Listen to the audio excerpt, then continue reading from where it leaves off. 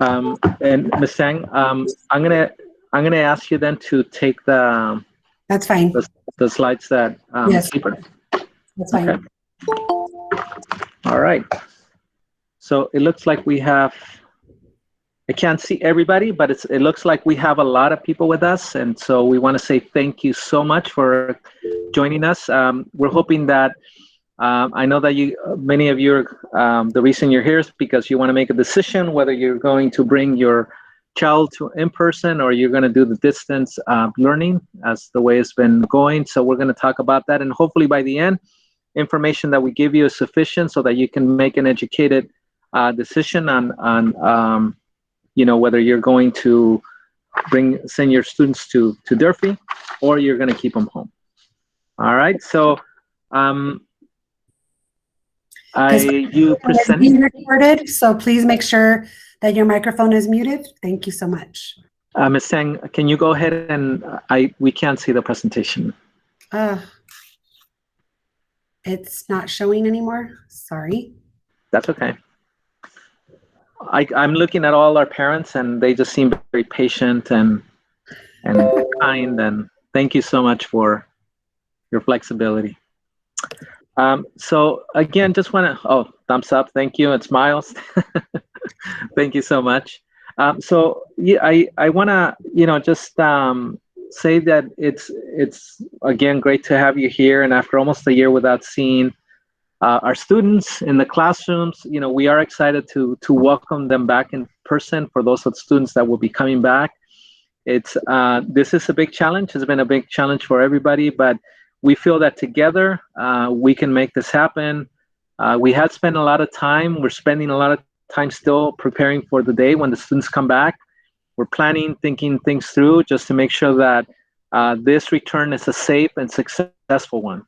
For those of you that do not know me, my name is Gerardo Yepes, and I'm very proud to be the principal here at Durfee, this incredible school. Today, as you've heard, Ms. Tang, our wonderful assistant principal, Ms. Sleeper will be joining us in a second. They're going to help us with the presentation. And just to let you know that also in a few seconds, Mr. Marquez, who is the Director of Student Support Services, will be joining us. He's here to support and then answer any questions that Ms. Tang, Ms. Sleeper, and myself might not have an answer to. He's full of knowledge, so he would be able to help us with any of those questions that you may have. So I'd like to start by introducing you to some people that many of you already know, that if you don't, you will get to know pretty quickly because they'll be answering many of your questions.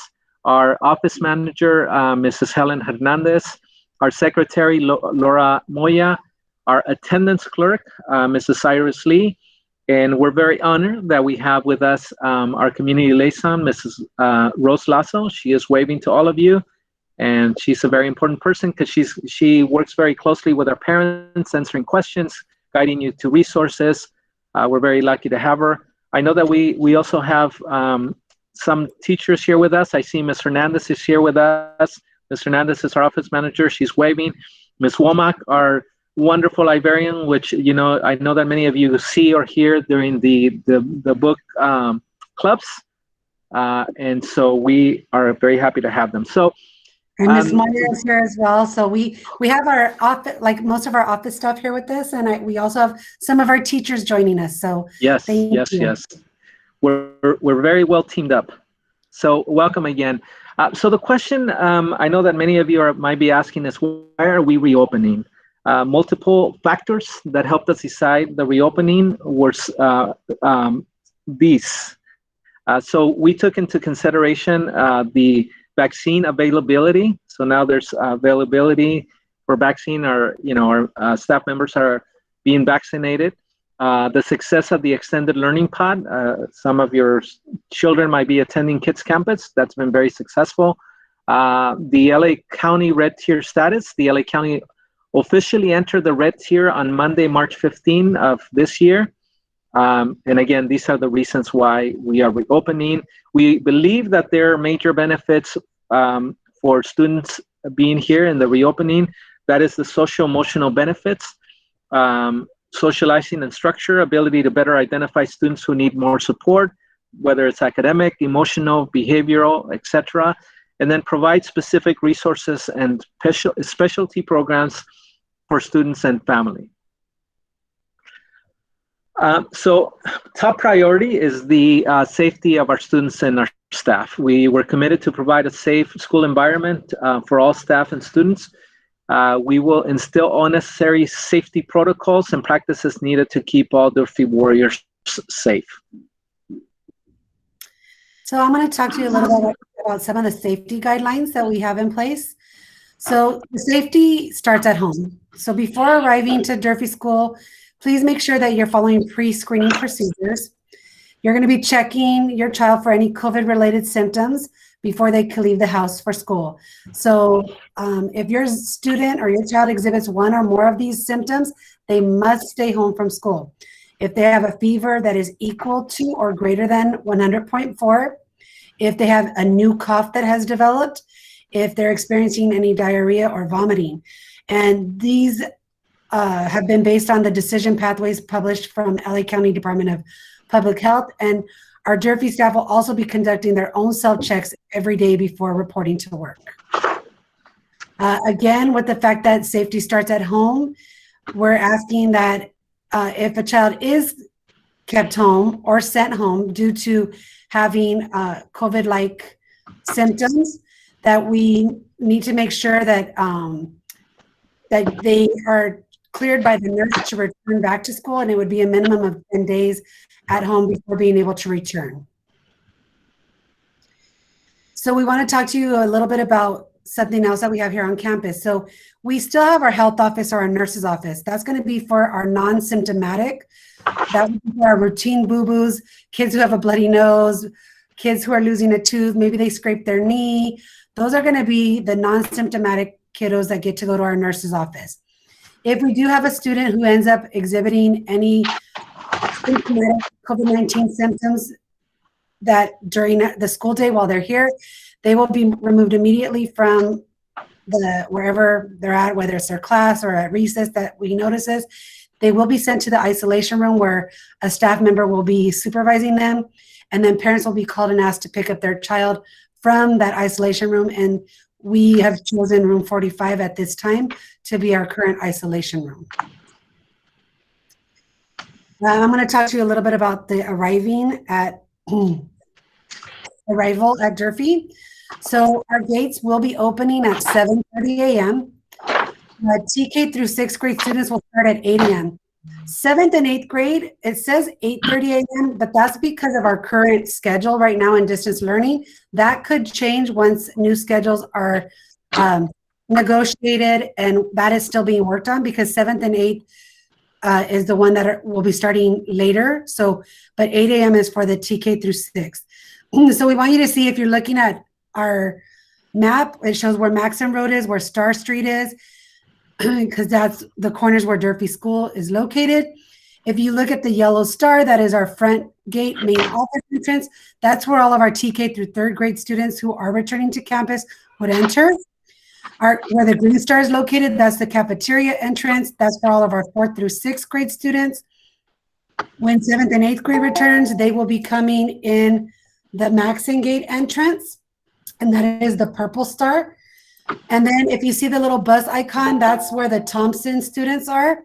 And they usually arrive by bus. And once they arrive at the Thompson building, either their teachers or their ISF will come out to greet them. These are just showing you, again, those same entrances, but an actual picture of them. So you can see the Maxon Gate entrance, the Thompson building entrance, the front gate and main office, and the cafeteria entrance, again, with the indication based off of the color-coded stars for the different grade levels. Since the majority of what we know is going to be our TK through 6th grade, we just wanted to blow up that part of the school to show you where those actual classes are. So you're going to see that any of the classes highlighted in yellow, they coincide with our yellow star, which is all of our TK through 3rd grade classes. The green star and the green highlighted classrooms are all of our 4th through 6th grade. And notice the blue highlight is our main office. So this is, again, to show you kind of why we chose those entrances for our students because we wanted the classrooms that are closest to them to be accessible, and especially to have our younger students entering through the front gate because we want to provide more support for them.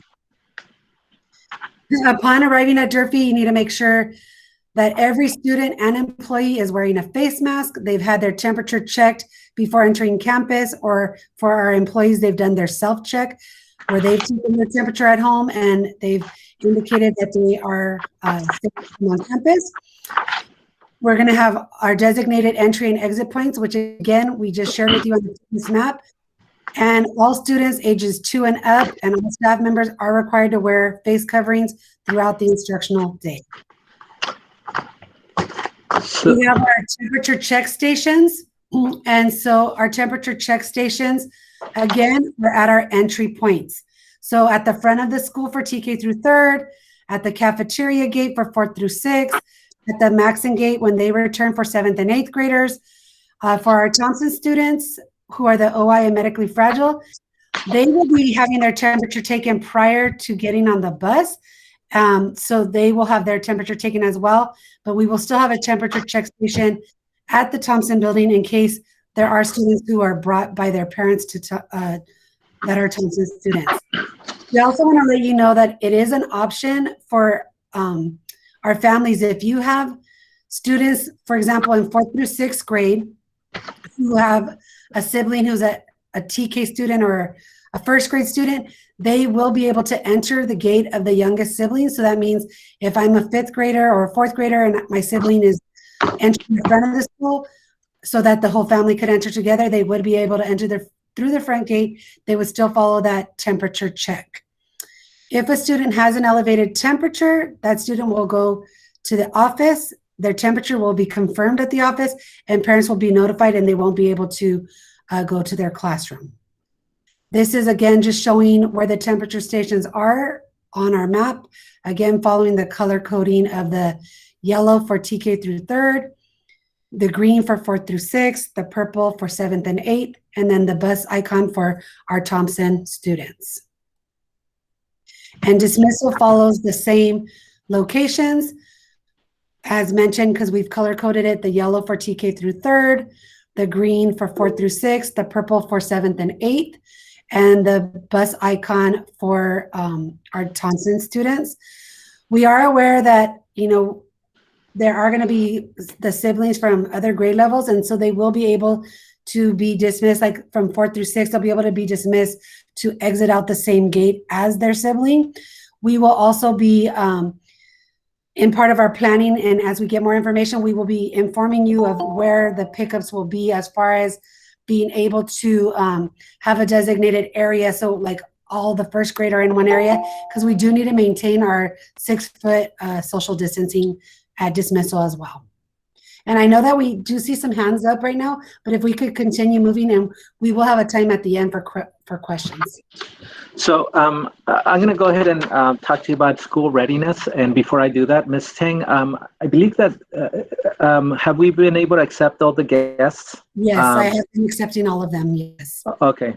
And we can't accept any more? I don't know. It shows that we're at 101. I don't know if it will let us accept any more. Okay. All right. Yes, you have a 250 limit.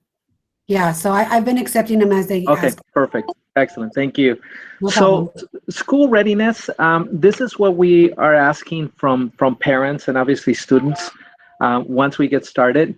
So before leaving your house, you want to make sure that you have the essentials. And here are the essentials. We want to make sure that students have their masks, that they have a water bottle, that they have their books, their materials for learning, and that they are bringing their laptops and their chargers. One of the things that we heard very loudly from our teachers is that we're asking that the parents please make sure that the students have their laptops charged the night before, so when they come to school, they are ready to go. We ask if you are able to have an extra mask in their backpacks, just in case. That's always a good idea. We'll have some extra ones here at school. But again, these are the essentials that we need from our students.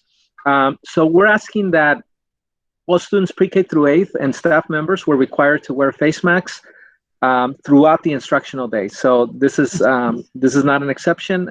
We all have to be wearing the face masks throughout the instructional day.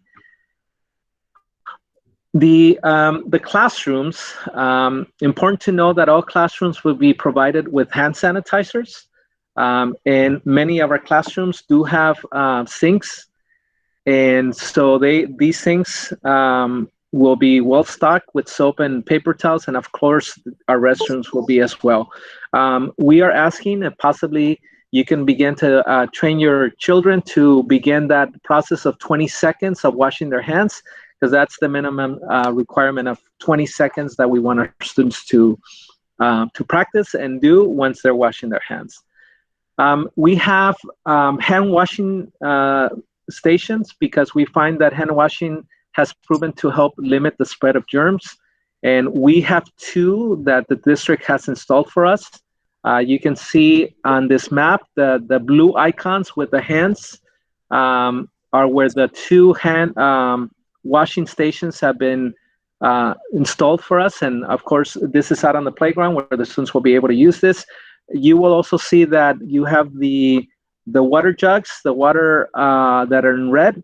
We've also, our district has installed 4 bottle water stations that the students will be able to use to fill their water bottles throughout the day. One quick thing just to note is that the hand washing stations, those 2 that are noted with the blue icon, they are a foot pedal to get the water to go, so that it's touchless, so that the students are not having to turn on a handle to wash their hands. So that's why on the pictures you see the little foot pedal to let you know that those hand washing stations, that's how the students will turn them on. And you will continue to see that we have signs all over the place that will indicate the distancing for the students. There will be markers on the floor. There will be signs in throughout the campus where they can see outside the restrooms, in the water stations, as you can see on this picture. And this is a picture of one of our water bottle stations. And just want to let you know that water systems are regularly flushed out to ensure safety of the use.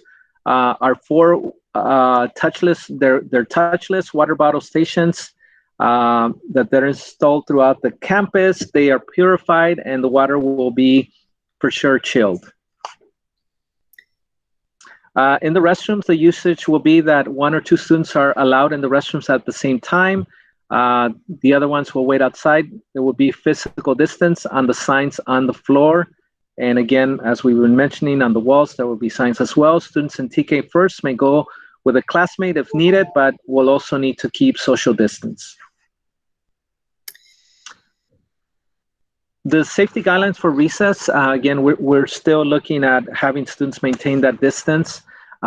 We are in the process of working, putting in place procedures for recess. We are sharing with you a possible schedule that we will follow for recess. You can take a look and see when TK Kinder First Second, when they would be going out to recess. Again, this is a tentative schedule. As once we get more of a concrete number of students that will be attending, there's a possibility that this schedule might be modified and some changes will be made. But just to give you an idea that we do have a schedule in place. As well as when we find out what the 7th and 8th grade schedule is and how they would return, that could also affect it as well. So this is definitely tentative. So recess area assignments, recess times and areas will be assigned to grade levels according to social distance and needs. At Durfee, we're staffed with 5 noon supervisors to assist us and to help monitor the playground areas and restrooms to make sure that we're following those guidelines. Our playground will be divided into designated areas to allow students the ability to maintain their groups. Those areas will be then rotated weekly to allow a variety of fields to be used by our students. Alternate recesses will be scheduled to help maintain social distancing. Permissible recess activities will be shared with students and staff and parents when we have them available. And just so you have a sense, many of you know the physical layout of our campus. We do have a grass field that we'll be using, the asphalt where we have basketball courts, handball courts, 4 squares, different games that our students will be playing. And we will also be utilizing our kinder playground. So all these areas will be used to once again, allow us to keep the social distance for our students. The other thing to consider is just, some of the equipments, because again, we're not supposed to be sharing. Those are things that we're still working on once we find out how many students will be here, so that we'll know what kind of activities that we can put in those different areas, because it won't necessarily be handball or foursquare. We have to figure those out based off of the number of students who return. And sadly, even if you have a first grader and a second grader and they happen to be at recess at the same time, they would not be able to go to each other's area, because we have to keep actual classrooms together. So those are some of the things that we will be putting in place with the procedures, because again, even if your second grader and your first grader, they're siblings, but then if they go back with their class, it's just a lot of that commingling that we're not allowed to have. And once we have that in place, either we as admin will share that information with you, or the teachers will send that out to parents through Parent Square, just so you know, you have a sense of what that's going to look like. Our classrooms, you can see some of the pictures of some of our classrooms here at Durfee. They will be spaced out.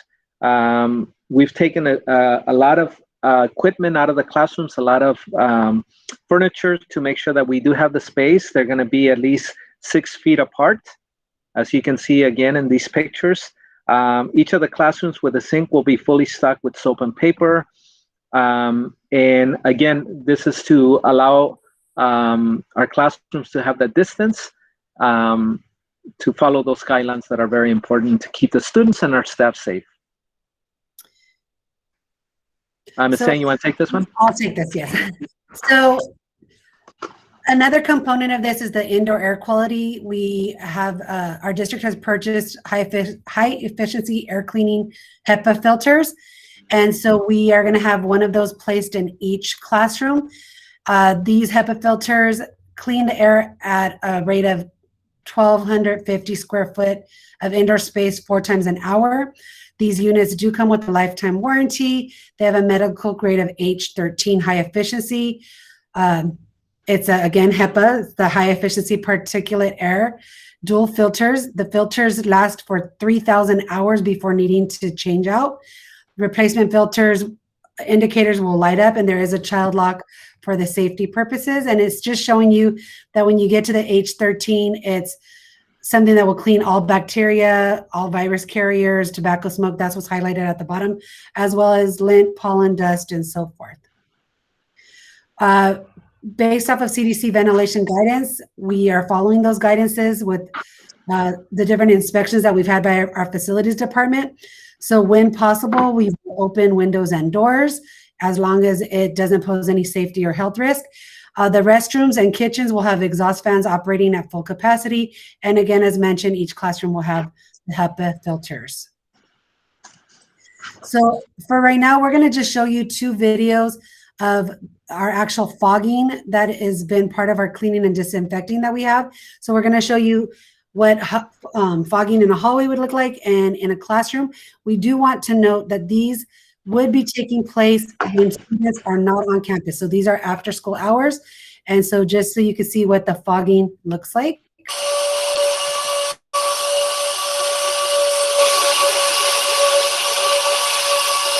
And so it's a real thin air, a mist that has a disinfectant on it, and it's being sprayed.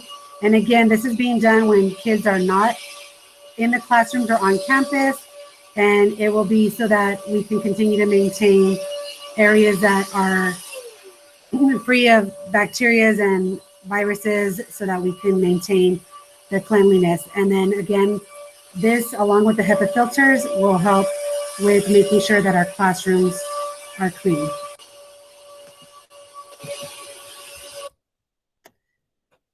So what were to happen if a child were to be exposed to a person who tested positive for COVID-19? So there would be contact tracing that would be done. So the site administrators or the school nurse would be doing the contact tracing. Close contacts would be notified that their child was exposed to a person who tested positive. If you do not receive a phone call or a close contact notification, then that means your child was not identified as a close contact. All members of the Durfee school community, such as parents, teachers, and staff, would receive an official letter indicating or notifying that there was a positive case on campus, the classroom would be placed on quarantine and would be able to would have to return to 100% distance learning per the LACDPH, which is our LA County Department of Health guidance. And then a return date would be communicated when they are able to return back to campus. So I'm going to talk to you a little bit about the instructional model. So with the reopening plan, looking at the daily schedule in our instructional model, there were many things that were taken into consideration when creating this model. And they also did receive some feedback from some teachers as part of a committee. This model would be the model that will be used for the remainder of the year once we start having the return back to campus. So they looked at state and county health and safety guidelines. They thought of the safety of students and staff. They looked at teacher focusing on one group at a time without having live streaming of instruction. So in other words, when I'm working with the people who are in person, I'm not also being videotaped and trying to work simultaneously, like your focus is much greater with the group at hand.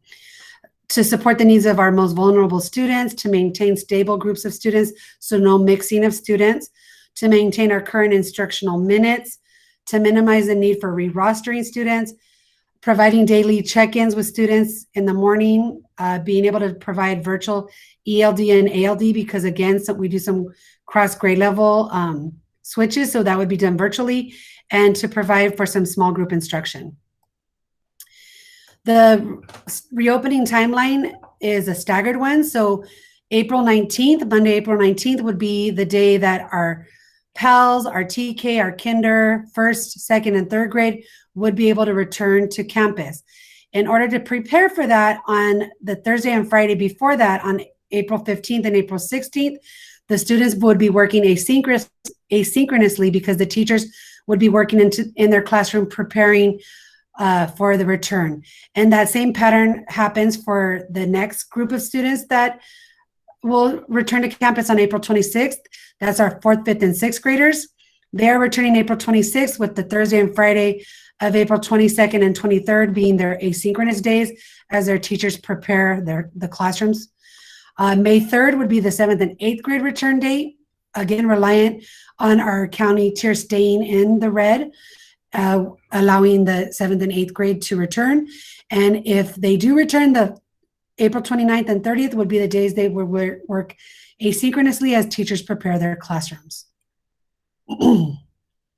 So we have cohort group protocols. So our in-person students, we're going to consider them group A, and we're going to see in our schedule in a moment that they will be in person on Mondays and Tuesdays. For our distance learning students, those would be group B, and those would be Monday through Friday. So we're going to look at our schedules now. For our group A students, this is what a weekly schedule would look like for them. This will be district-wide for all group A, all in-person students. So the ones that are returning for in-person, they would be returning on Mondays and Tuesdays for in-person instruction. All students would be starting the day from 8 to 8:45. Even if they're here on campus in person, they will be going into their virtual ELD, ALD meetings and having a check-in with their teacher. For the remainder of their time here on campus, they will be having in-person instruction directly from their teacher. So for our TK through kinder students on Monday and Tuesday for in-person, they would be having instruction from 8 to 11 a.m. Our 1st through 3rd grade students would be 8 to 12. Our 4th through 6th grade would be 8 to 12. And again, once we get the schedules for 7th and 8th, they would mirror the minimum time required for 7th and 8th grade students.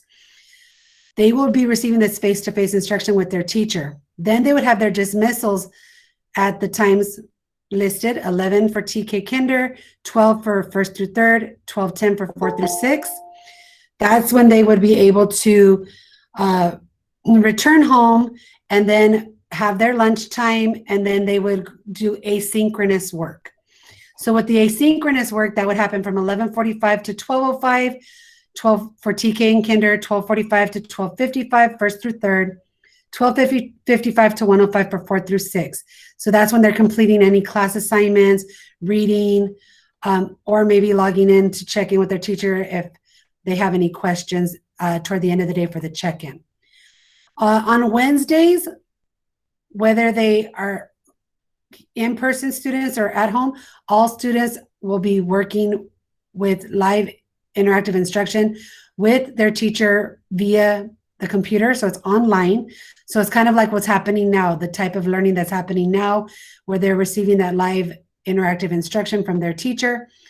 And then on Thursdays and Fridays, they would be working from home, but they would be working asynchronously. And they would be able to, at the end of the day, have a check-in with the teacher just to kind of check in how the day went, ask any questions based off of any of the work that they've been working on.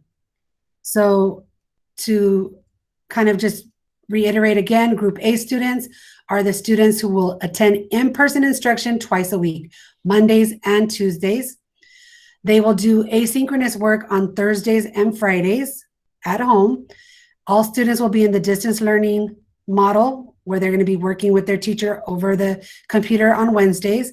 And then they'll have their AM daily check-ins, virtually ELD and ALD. And they'll be participating in asynchronous work on the Thursdays and Fridays with check-ins in the afternoon. So that brings us to the Group B schedule.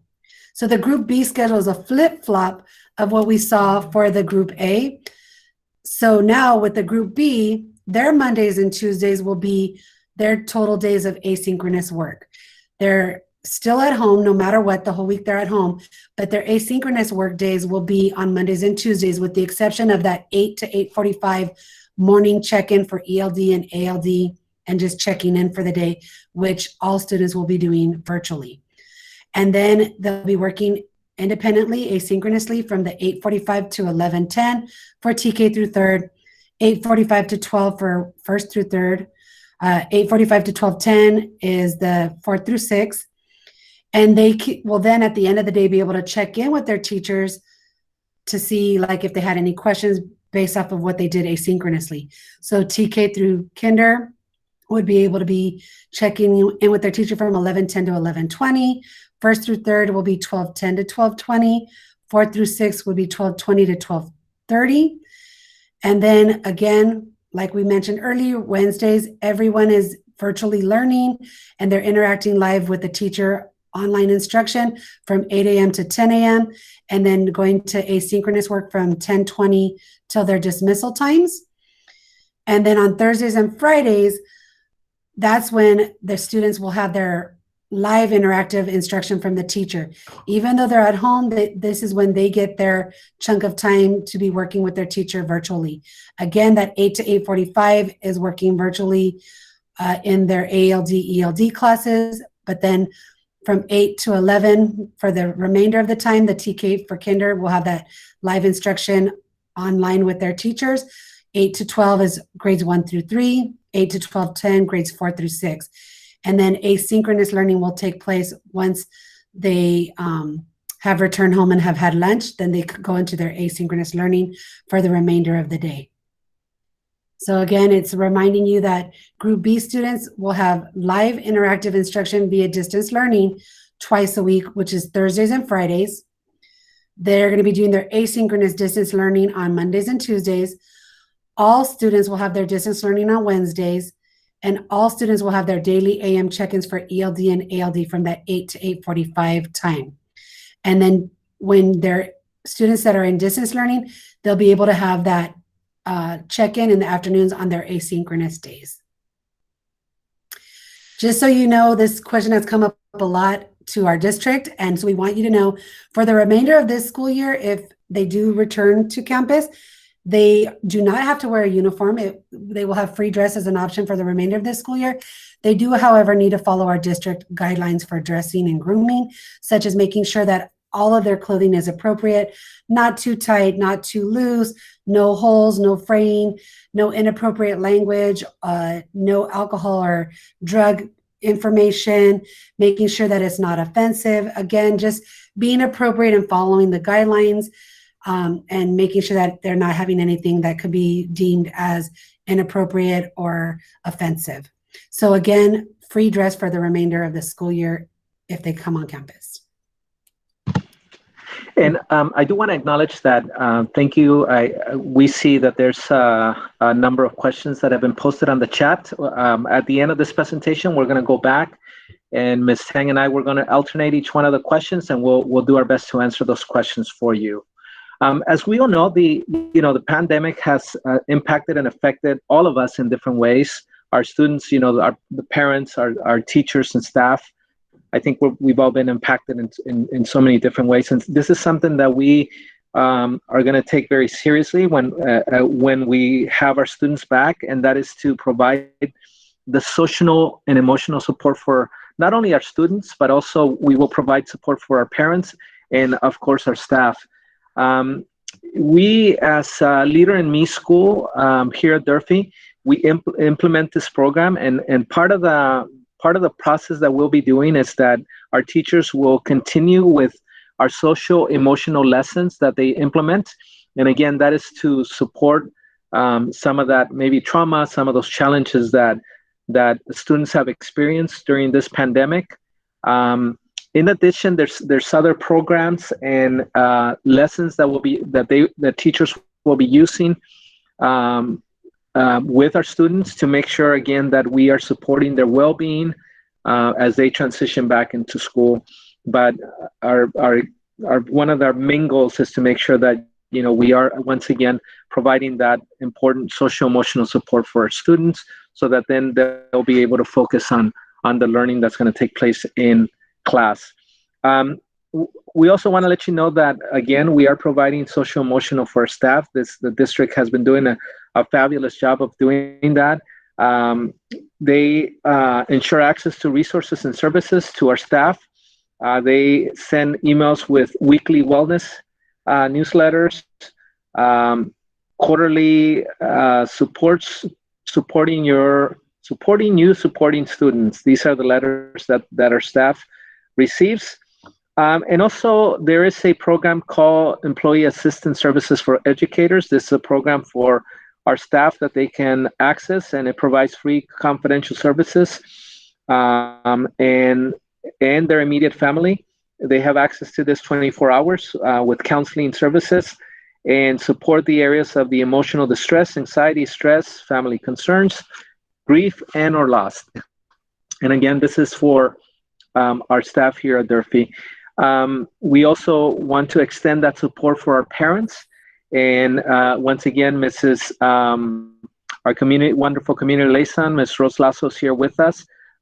She will be doing a great job of extending these supports through the Jeff Seymour Family Center and partnering with agencies. There will be topics in some workshops that will be presented. Some of them will include anxiety disorder, grief and loss, traumatic stress caused by migratory loss, the effect of the pandemic on the emotional well-being of the community, systems and treatment of depression, maintaining family well-being during COVID. So these are just a few of the workshops that will be provided. The meal services, students will continue to have access to 7 days worth of nutrition meals, food preparation and service operations redesigned to reinforce physical distance requirements. Meals will continue to be individually wrapped. Meal distribution hour schedules are under review to ensure we can continue meeting the needs of the community while serving our students here in the district and here at Durfee. The food services, students returning to campus for in-person instruction will be provided with a meal at dismissal at the end of the day of the instructional day. Students will be taking their meals home with them.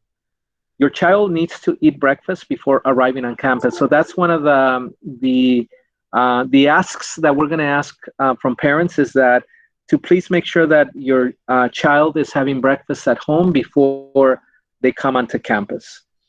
Students participating in the extended learning pod, which for us would be the Kids Campus, which operates from 6 a.m. to 6 p.m. daily, will be provided with meals that will be consumed in the classroom when under the supervision of Learn staff.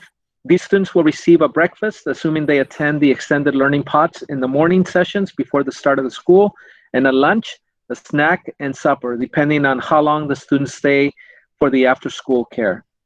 Grab and Go curbside pickup schedule will continue to be available to all families and will still be serving food for everyone under 18 years of age. So our Grab and Go that we've been implementing, where you come on Mondays, that will continue. Families opting for in-person or virtual learning can participate and pick up meals. Their choice to return their children to in-person instruction or keep them in distance learning does not impact their ability to pick up food from our meal distribution locations. Students will continue to have access to 7 days worth of nutritious meals, which include breakfast, lunch, snacks, and suppers. So what's next? If we're looking at this, we want to let you know that parent commitment forms have been sent out. We released them this morning on Parent Square. And when you go on Parent Square, you'll look toward the bottom and click on forms. And then you'll see that the information they're requesting from all of you is, what will your selection be for the spring 2021 educational model? So am I going to choose group A, where I'm going to come back in person? And am I going to choose group B, where I'm going to remain in distance learning? There will also be a question with regard to the Grab and Go meal preference. At this time, Durfee has their Mondays at 3 to 5 is when families could come pick up their meals for the week. They want to ask a question on whether you prefer to keep that evening or afternoon time, or if you want to switch it to mornings. So based off of the majority, they'll make changes or keep it if the majority is wanting to keep that 3 to 5 on Mondays. The one thing that we do ask is that it's very important that you all please submit your commitment forms by next Wednesday, March 24th, so that we can start to gather our data and really see how many students are going to come back on campus, because that will affect a lot of our planning with regard to recess schedules, with regard to the way that the classrooms are going to be set up. I mean, there are just so many things that having those commitments will help us with to finish up some of our loose end planning. And once we've received all of our commitment forms and we've gathered the information, then we can share with you any new information, such as finalized recess schedules and so forth. So you might think, okay, which cohort should I consider? Should I consider group A? Should I consider group B? One of the things I would say is you're going to have to really look at what's going to be a good choice for your family, for your child. But these are some things to consider.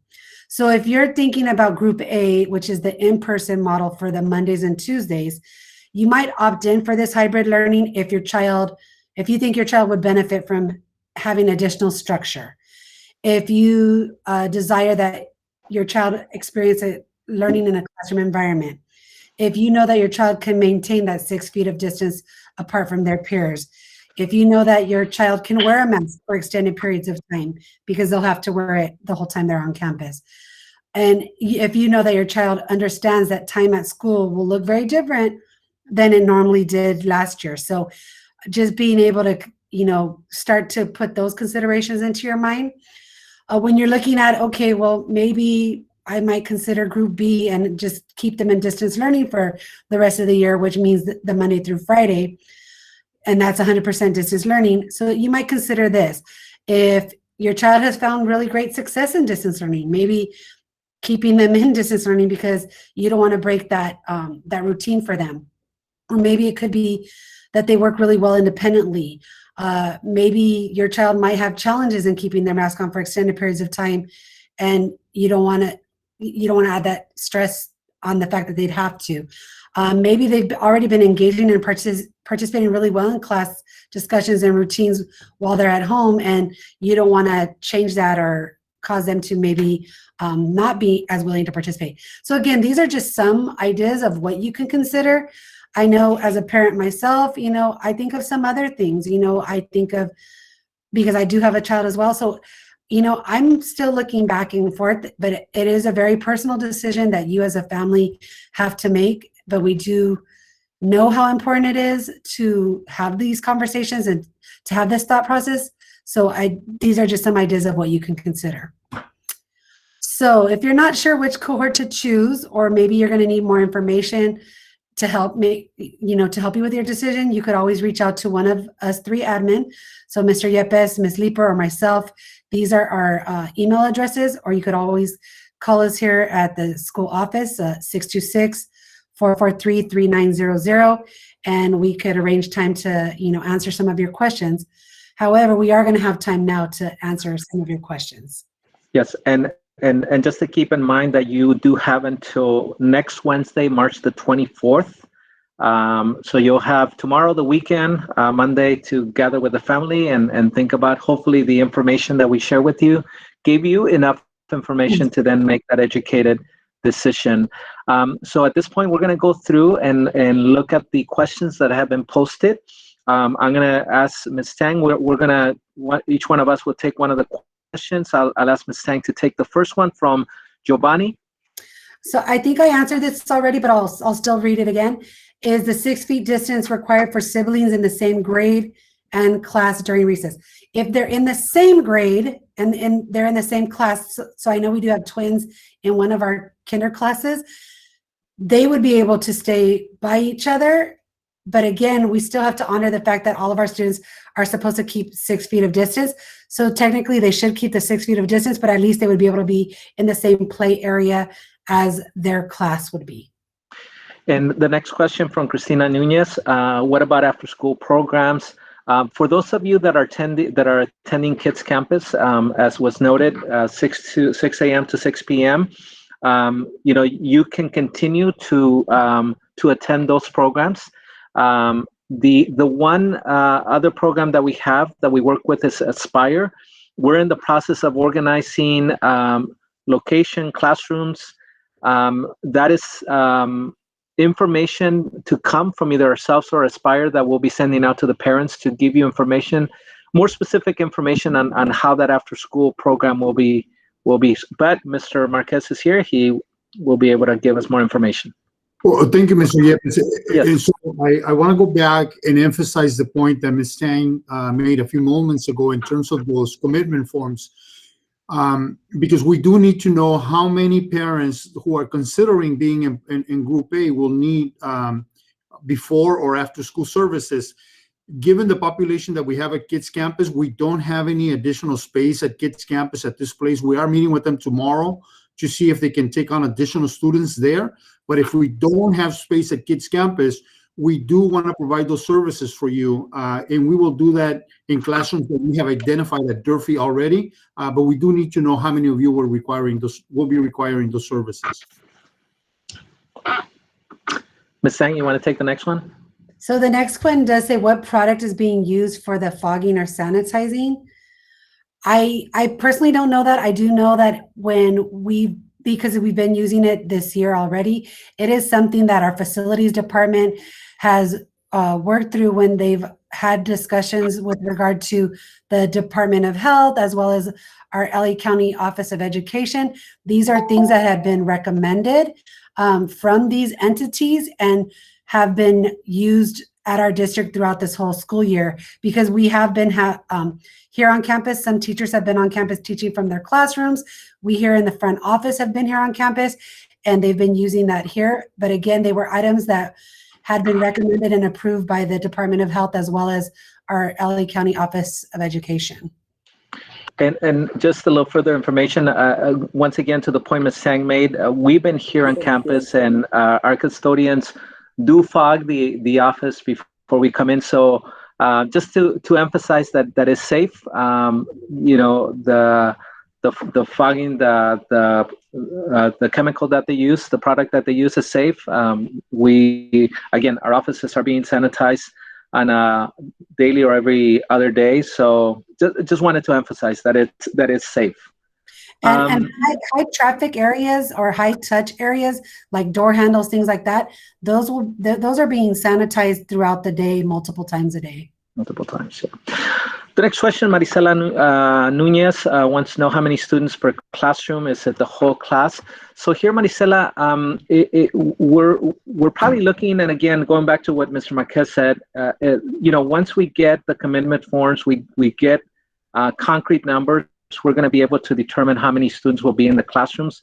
We might be playing with different scenarios where, there might be a class where we might have 10 students, some classes might have 12.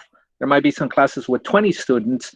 And again, and depending on those scenarios, we, the admin team, will make some decisions on how we are going to structure those classrooms.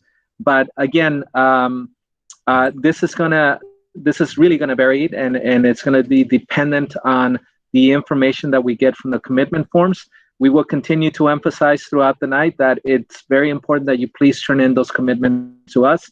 And the deadline is March 24th. Another thing to add to that, Mr. Yepes, is just a reminder that because we have to have the desks separated at the 6 feet apart, on average, our classrooms are able to have 16 desks fit in that arrangement. So we wouldn't be able to have more than the allotted number in the class at a time. So that's why when we get those commitment forms back, we could see if we're going to have to break a group up a little differently. But, that's why it's so important that we get those in. But we wouldn't be able to have the whole class come back in because, again, we have to maintain the 6 feet of distance with the desks. It says, is it going to be a full day? And is there after school program? So I believe we've kind of answered those questions. It is not a full day. We did indicate that a dismissal time. The dismissal start as early as 11 for kinder and as late as 12:10 for the 4 through 6. And then they do asynchronous work in the afternoon after the lunch time. And then the after school program, as indicated by Mr. Marquez, the more that we get those numbers in, then we could see how we could set up those after school classrooms and how we'll group those students. How is the school planning to identify the positive asymptomatic? School is talking about vaccine facilitated for teachers. However, DPH hasn't approved vaccines for teens under 16. Obviously we can't see if there's asymptomatic. We're going to try to put in procedures for what we can see, such as the fever and so forth. Again, having you monitor your children at home before sending them. The asymptomatic, I guess we would have to just trust that if we find out that there is someone who has been who has tested positive for COVID and they were asymptomatic, that process again comes to us so that we could go through our process of making sure we notify any close contacts and we do that contact tracing and that we quarantine the class that student may have been in. But it's really difficult to be able to see what the asymptomatic items are. And once again, to highlight that, if we have those, we outlined that temperature, students with diarrhea, with, consistent cough, that if we identified, we will be isolating those students. We would be contacting parents. And then, obviously steps would be followed through physician to identify whether, that student might be infected with COVID. But those are the processes that we will have here in school. And again, as the students are coming in, we're doing the temperature checking. And we want from the moment they walk into school, if we see that there's any students with symptoms, we will address those students to make sure that everybody else is safe. The next question indicates, are they going through Monday through Friday? No, the in-person would only be Monday and Tuesday. And then Wednesday, everyone is online together with the teacher. Thursday and Friday, if they were in person, Thursday and Friday is asynchronous, working online, but asynchronously. And then for our distance learning kids, yes, they are Monday through Friday, all online. But again, the time that they are directly working with the teacher would be the Wednesday through Friday online. So next question, Cristina Nunez. She wants to know, do students still need to use computers while in class? The answer is yes. We're going to be asking students to bring their computers. As you know, that's one of the asks that we're asking of the parents, to make sure that they have all the items that they will need for the school day, the laptop, the mask, face mask, their water bottles. Make sure that the night before that Chromebook is charged, so that when they come to class, they are ready to learn. So the answer to that question is yes. Okay, the next question, are we going to get this schedule? So we are recording this, but I know you don't want to have to watch the whole recording again. So one of the things I will do, and I'm making a note right here to myself, is that I will post the 2 sample schedules, Group A and Group B, on Parent Square, so that you can go back and look at them. Because again, we want you to be able to go back and look at those schedules so that you could let it marinate, think about it, maybe call us and ask us any questions you might have, so that you can make a decision that's going to work best for you and your children. Terry Ramirez, your question is, will this schedule allow for level instruction, since the amount of time students are with their teachers is very minimal? So, I brag about our teachers here at Durfee, because, they do a great job of differentiating and assisting those students that need that additional support, challenging those students that need to be challenged. So the answer to your question is yes. Our teachers are very conscientious about that they're making sure that they're supporting the students based on their needs, providing interventions. We will continue to do that. So that's something that we definitely work very hard to make sure that we're providing all those supports, instructional supports for our students. And I think that's another reason why we do need to get the commitments back, so that we could start seeing which students, so that we could see, or our teachers could see, how they're going to group the students.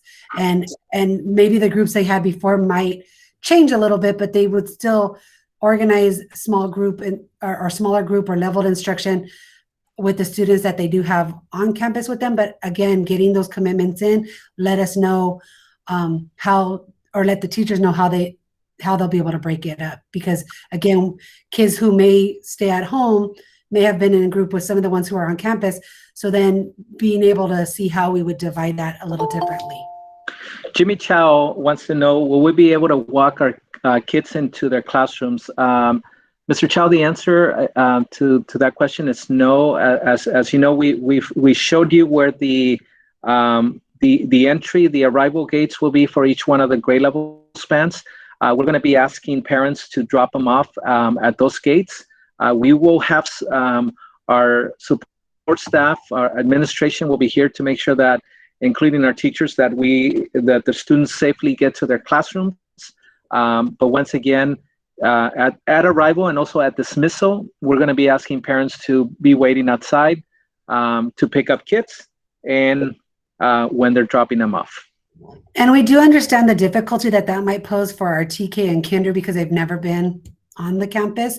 So we are aware of that, and we will, again, through support staff, try to make it as safe and as comfortable, so that the students feel like they could come in and that they're welcomed. We are hoping to, visit some of the classrooms, maybe take like a video to show what the classrooms look like, and so that the kiddos could see that ahead of time, because again, we want them to be able to see the school. But unfortunately, because of the fact that we have to mitigate the amount of contact of outside people coming on campus, we have to have the kids released at the gate only. And again, just reassure our TK and really all our parents, but especially our TK and kinder parents, that that's the process that Mrs. Sang, Ms. Sleeper, and myself were going through, that planning process, to make sure that we are putting staff in place so that when you're dropping off your little ones, that they are safely getting to their classrooms, and so that you can drive off with peace in mind that everything's okay. How often during the day will the restrooms be cleaned?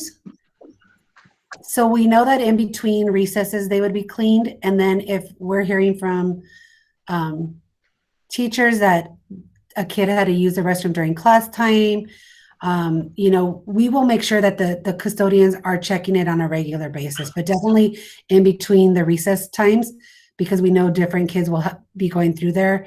We'll make sure that those get cleaned. Shomara Perez, is it worth the risk? The students for 2 months. Understand the school is concerned about the funding. However, safety of the students should be a priority. And Ms.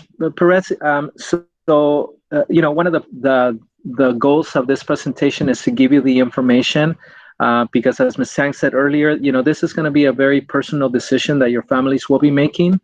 To really look at all the pros, the cons, the details. That go into the opening, the kids being here on campus. That's something that I'm sure you will have a number of days to really talk it through as a family and determine what is the best option for you and your children. Okay. And then, is there a 7th and 8th grade schedule available at this time? And no, there is not. They are still working on it, but I know that they have been working on it, and they will possibly get us one hopefully by next week. And once we do get one, again, once it's confirmed and a set schedule, we will share that. Also, where can we find the COVID-19 safety plan on the school website? So I'll have to, I don't know if we have that uploaded. I'll double check, but if not, I know that it is also listed on our district website. They do have it there, but I'll try to make sure we get it connected to our school website as well. Mr. Nguyen, during the recess, will the students be using the swings and slides that may not be sanitized thoroughly? So again, our goal is that we will be the sanitizing, cleaning, the equipment consistently, just to make sure that the students are safe. We did talk about with playground equipment that they will be the sanitized, clean if they're being used by multiple classrooms. We're hoping that with funding we might be able to provide equipment for classes that they can use, just those classes where it's not being necessarily changed. It's not being shared by other classrooms. But if the case is that classrooms end up using some of the same equipment, we'll make sure that equipment gets cleaned, sanitized, etc. Just because, again, we want to make sure that all the students are safe. Okay, Isabel Vargas asked, if we choose Group B, will the students still have the same teachers? That is what our plan is. That's what the district, their hope was, is to keep them with the same teacher so they don't have to be re-rostered. It would just be that 3 of the days, the Wednesday, the Thursday, and the Friday, they would be meeting with their teacher online, and the Monday and Tuesday, they would be in the asynchronous time. But that was part of the goal of the reopening plan that the district set up, was to set up that schedule in a way where they could still maintain their same teacher. So the next question, I know that our kids are going to be building some muscle, because the answer is that yes, the students will be carrying their supplies back and forth from school and home. So that's something that we will be asking of our students. Because again, the capacity in the classrooms right now, we're just keeping it to desks, and so therefore, yes, students will be having to carry the supplies back and forth. But again, look at the positive. They'll be building some. We'll be building some strong students here at Durfee and everywhere else. Xiomara Perez says, seems that Group B will be almost like homeschool with hardly any interaction with the teachers. It will be it'll be very similar to the schedule they're in now, which is the distance learning model, in which they will be having class time with their teacher. But moving into the next question, because it kind of relates, the reopening of the kids are going to have less interactive with the teacher for learning. And it's for both groups. So essentially, both groups will have 3 days of learning with their teacher. So Wednesday, everyone is in online learning with their teacher. And then if you're in person, Mondays and Tuesdays, you're with your teacher. If you're distance learning, that's Thursdays and Fridays with your teacher. So every student, whether they're in group A or group B, get 3 days of interaction with their teacher. Yes, it is less than the current 5-day model now, but again, we are still trying to find those options so that we can make sure students stay with their teacher and we're not re-rostering, regrouping. And so this was the schedule or the plan that would best meet the needs to still allow for that, but still give families the option for some in-person instruction as well as to remain in distance learning if they so chose to do so. Connie Arellano, I do want to emphasize that we understand your concern and the concern of the parents, and that's why these are excellent questions. Your question says they only go to school 2 days a week. Is that enough learning? How much are they behind academically? Again, and we identified some of the benefits of the students coming in person, and obviously the students that will be doing the distance learning. Again, it's not an easy decision, and that's why we're hoping that this presentation with the information we gave you will allow your family to sit down and consider all the criteria, the information that we share with you, so that when you sit down and you make that personal decision for your family, it'll be made with hopefully a lot or all the information that you need. But thank you.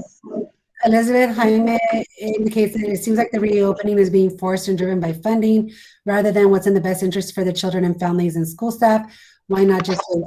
The one thing I can tell you with this is that we've had a lot of children this year, because of being in this distance learning model, that they've really lost out on socialization. They've lost out on a lot of those kinds of things. And sometimes at school, that was kind of like their safety zone, and they've had that taken away from them. So yeah, though it doesn't seem quite like maybe the best choice for all students involved, there is still a need for some of our students who really need to have some of that social interaction. So I do hear what you're saying, and I understand the sentiment, but that's the reason why they chose to do this reopening, to kind of have it as a soft reopening and preparation for the fall, but also to give some of those students who really need some of that personal interaction to be able to at least get a small taste of it for this year. Ms. Marquez? Is it okay if I also add to the comment in terms of the funding? Elizabeth, I can see why parents would feel that our district is motivated by the funding and thinking about reopening on the 19th.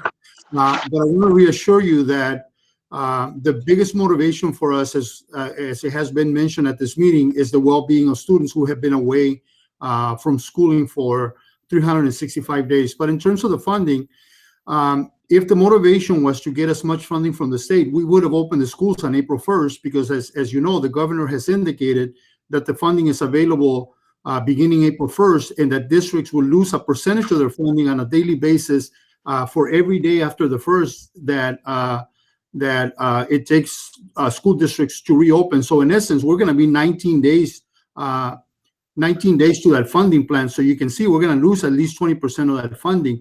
The other part of the funding, and I think that it's important for our community to understand, this is one-time money. This is not money that the district can carry over. These are funds that are being given to school districts so they can cover the expenses that are associated with the reopening of schools. Plexiglass, the fogging machines that Mr. Yepes described to you in the presentation earlier, all those things that are needed in order to reopen classrooms, those are not part of the normal budget for the district, because as you well know, we were not in this situation a year ago. So these are all unanticipated costs. But believe me when I tell you that the funding is the least of the motivations for us. What we want to do is we want to connect with children as much as possible and as quickly as possible.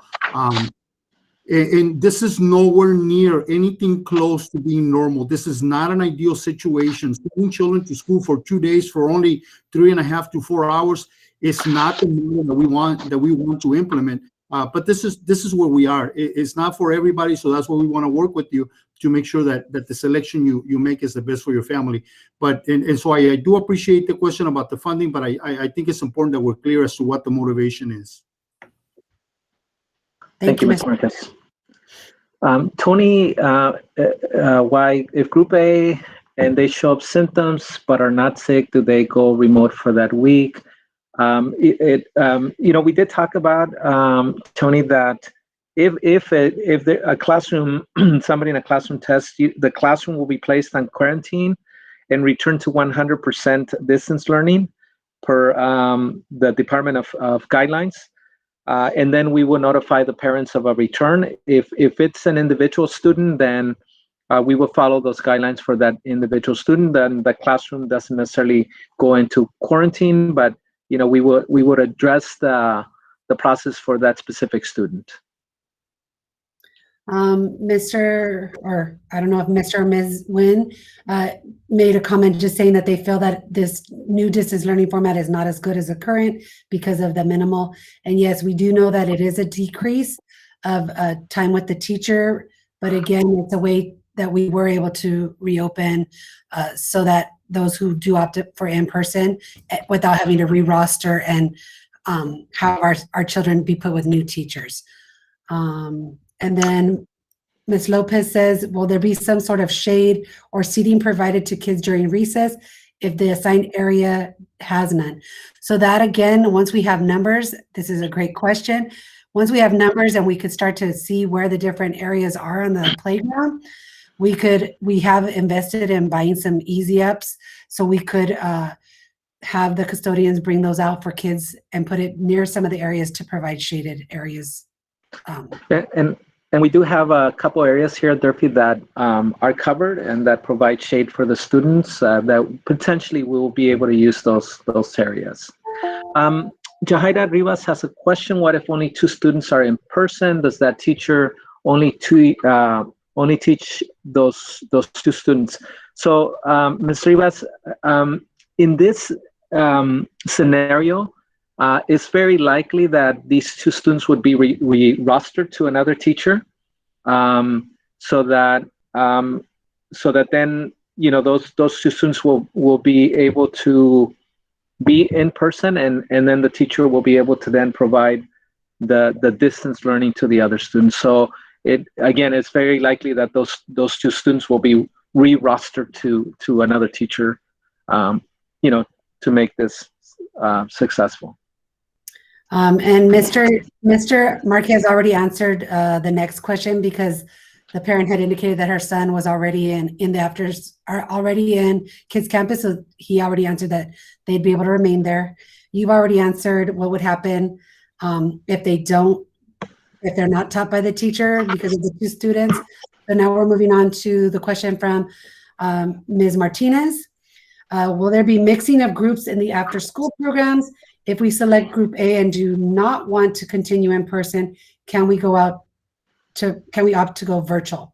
So the first question, if they end up joining our after-school program through Aspire, through Learn, there is the possibility, again, depending on numbers and how many students are needing the care, that they would then be put in a group where it possibly could have students from another pod, like maybe from another first grade class, or like if your child is a first grader, and then they might get placed with another first grade class.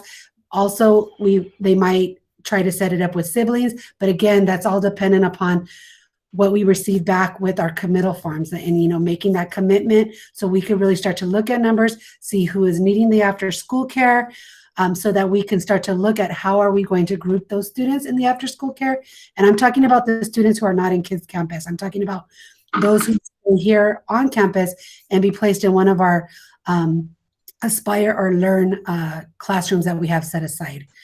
With regard to the next question about selecting... Roseanne, one second. I'm sorry. I just wanted to share with you that the latest guidance from the Department of Public Health in terms of what they call cohorting allows for 2 different instructional settings. So it is possible that we would have one group of students in one classroom and then create a group of students for the after-school programs that would come from more than one classroom. We will get clarification tomorrow. We are meeting with both Kids Campus and Learn tomorrow morning to finalize our plans. And we will get clarification from the Department of Public Health, but we read those guidelines again and again and again. And so we are being allowed to provide 2 instructional settings. Thank you, Mr. Marquez. Jimmy Chow, he's just making a comment, agreeing with Elizabeth. Moving on to Sofia Reyes. Is there going to... We didn't answer the second part of Ms. Martinez's question. Oh, forgive me. Sorry. Go ahead. She said if we select Group A and then they start them in person, or maybe even before school actually starts and they decide they want to change their mind and switch to the distance learning and go virtual. If you were to make that choice after the fact, once you go virtual, you would stay virtual though. You can't flip-flop back and forth because we do need to maintain the numbers. But if you do make a determination that you would like to be in person, and then you change your mind after they've come or prior to the start of school and you change your mind, you would notify us. But then again, once you choose to go virtual, then you would remain in the virtual setting. Thank you. Mr. Chow has a question about Mr. Marquez. If it's not about funding, then open up 5 days so our kids can have the education they need, and for the parents that want their kids to have distance learning, keep the same schedule for the kids. You're muted, Mr. Marquez. Ms. Leeper, I'm happy to answer that question. I just want to respect the process, and so I know that we're following the list of questions. So we will get to that question, but I just want to be respectful of the parents who had questions in the chat before that one, okay? Yeah, so we're going down the line with Sleeper, and the next question, Sofia Reyes, is there going to be summer, I'm assuming summer school? The preliminary plan is yes, there will be summer school, but that information is still being worked on, determined. So as soon as we do have information, we will definitely be sharing that with our community. I know that they have reached out to start to question the teachers if they are interested in teaching summer school so that they can see what numbers we're looking at and to see if it would be an in-person summer school or if it would be virtual. So that is all part of data that we are gathering, and we will inform you again once we receive that information and have it calibrated. Ms. Perez has a comment. Looks that schools are more concerned about funding rather than help the kids academically. Again, I know that Mr. Marquez just addressed that concern, and hopefully you were able to hear that information that Mr. Marquez shared with all of you present here. Mr. Zarate indicated, so will students currently at Kids Campus be available to be dropped off in the morning, then be able to attend Group A at Durfee, then be able to go back to Kids Campus after dismissal for the day? So, Mr. Zarate, what we want to do is we want to minimize the number of times that we're moving children. So again, I'm meeting with both of our service providers tomorrow morning at 11, and I should have more information for our parents either later tomorrow in the afternoon or early next week. And so the idea is that we would like children to be dropped off at Durfee in the morning, even if they are in the Kid Campus expanded learning pod. But then we would like those children to be picked up so they can do the after school program at Kids Campus like we do during normal times. So we want to minimize that transition in the morning because we feel it's too early to have children be walking from Kids Campus over to Durfee. The summer school question we've answered already. Ms. Garcia, what about the kids that are not in Kids Campus, but they need to attend if they go back to school? And that's why Kids Campus, that one's full right now, but that's why we would try to, if numbers allow, open up the Aspire after school care for those who are choosing to return to campus. Mr. Valentin, you're thanking us for the information. We are very happy to share that information with you. You are very welcome. And then Ms. Rivas indicates the lunch is at 12:10. That's almost an hour later than it is from now. Yes, we do understand that that is later than they're used to, because of the fact that we're trying to figure out how to do the grab and go so that they would minimize the amount of taking off their mask to eat and so forth, because we cannot have the eating on campus. That's why we're asking them to eat their breakfast before coming to school. And then as they're exiting, we would be giving them their lunch, but we still needed to meet the number of minutes that is required for instructional minutes. And so that's why we are having it at that time. So the question of will they be allowed to bring snacks for recess? They're not supposed to be bringing anything food-wise other than having a bottle of water. From what I've heard, Mr. Marquez, is there something different that you could have? Yes, and I'm sorry, and I think and to all parents and all those who are participating in this meeting, I think the one thing that we have learned over the last 365 days is that things change constantly under these conditions. And so Mrs. Rivas, we received that question earlier at an earlier meeting with Dr. Garcia. And so we try to think of as many details as possible and try to have a plan for all contingencies. So we are going to consider doing snack time sometime between the time when the children arrive at school and the time they depart. So we should have more information on that in the next few days, okay? And I'm sorry, I didn't mean to jump in, but no, I appreciate that, because again, a lot of the information sometimes changes on a daily basis. So we have to just, go with the flow. But thank you, Mr. Marquez, for jumping in. Well, because I think that the other part of this process is that not only are we providing information to parents, I think that we're very much open to suggestions and details that we are overlooking, definitely not on purpose. So if parents have ideas that they want to share with us, we are always willing to listen to those. Thank you. Ms. Shasta Ortiz, that's the surveillance testing policy assist for staff. The answer is no. Again, the staff they're doing their self-check every day just to make sure that everything is fine before they come into work. We recommend that at any time they're feeling sick, like we've been doing now, that any staff members that come onto campus that are working from campus, that they stay at home. So we do communicate that to the staff. Is the district exploring options for rapid COVID-19 testing? I think our district will be exploring all different kinds of methods, processes that we can think of, and obviously for the safety of everybody, students, staff, and parents. It hasn't been anything that we've talked about at our meetings, but I'm sure that as we continue to find ways to improve the safety of everyone, potentially that might be something that, if it's accessible, something that the district will be looking at. The next three are just some comments. So just going for 2 days of the week doesn't make sense to risk it. Just a reminder that a positive asymptomatic doesn't mean, it means that they don't display any symptoms at all. And just a comment that they're saying that we should continue with online learning for the rest of the school year, being that not all parents have gotten the vaccine. And again, we do hear your concerns. And again, that's why, making that choice is a very personal choice, and something that,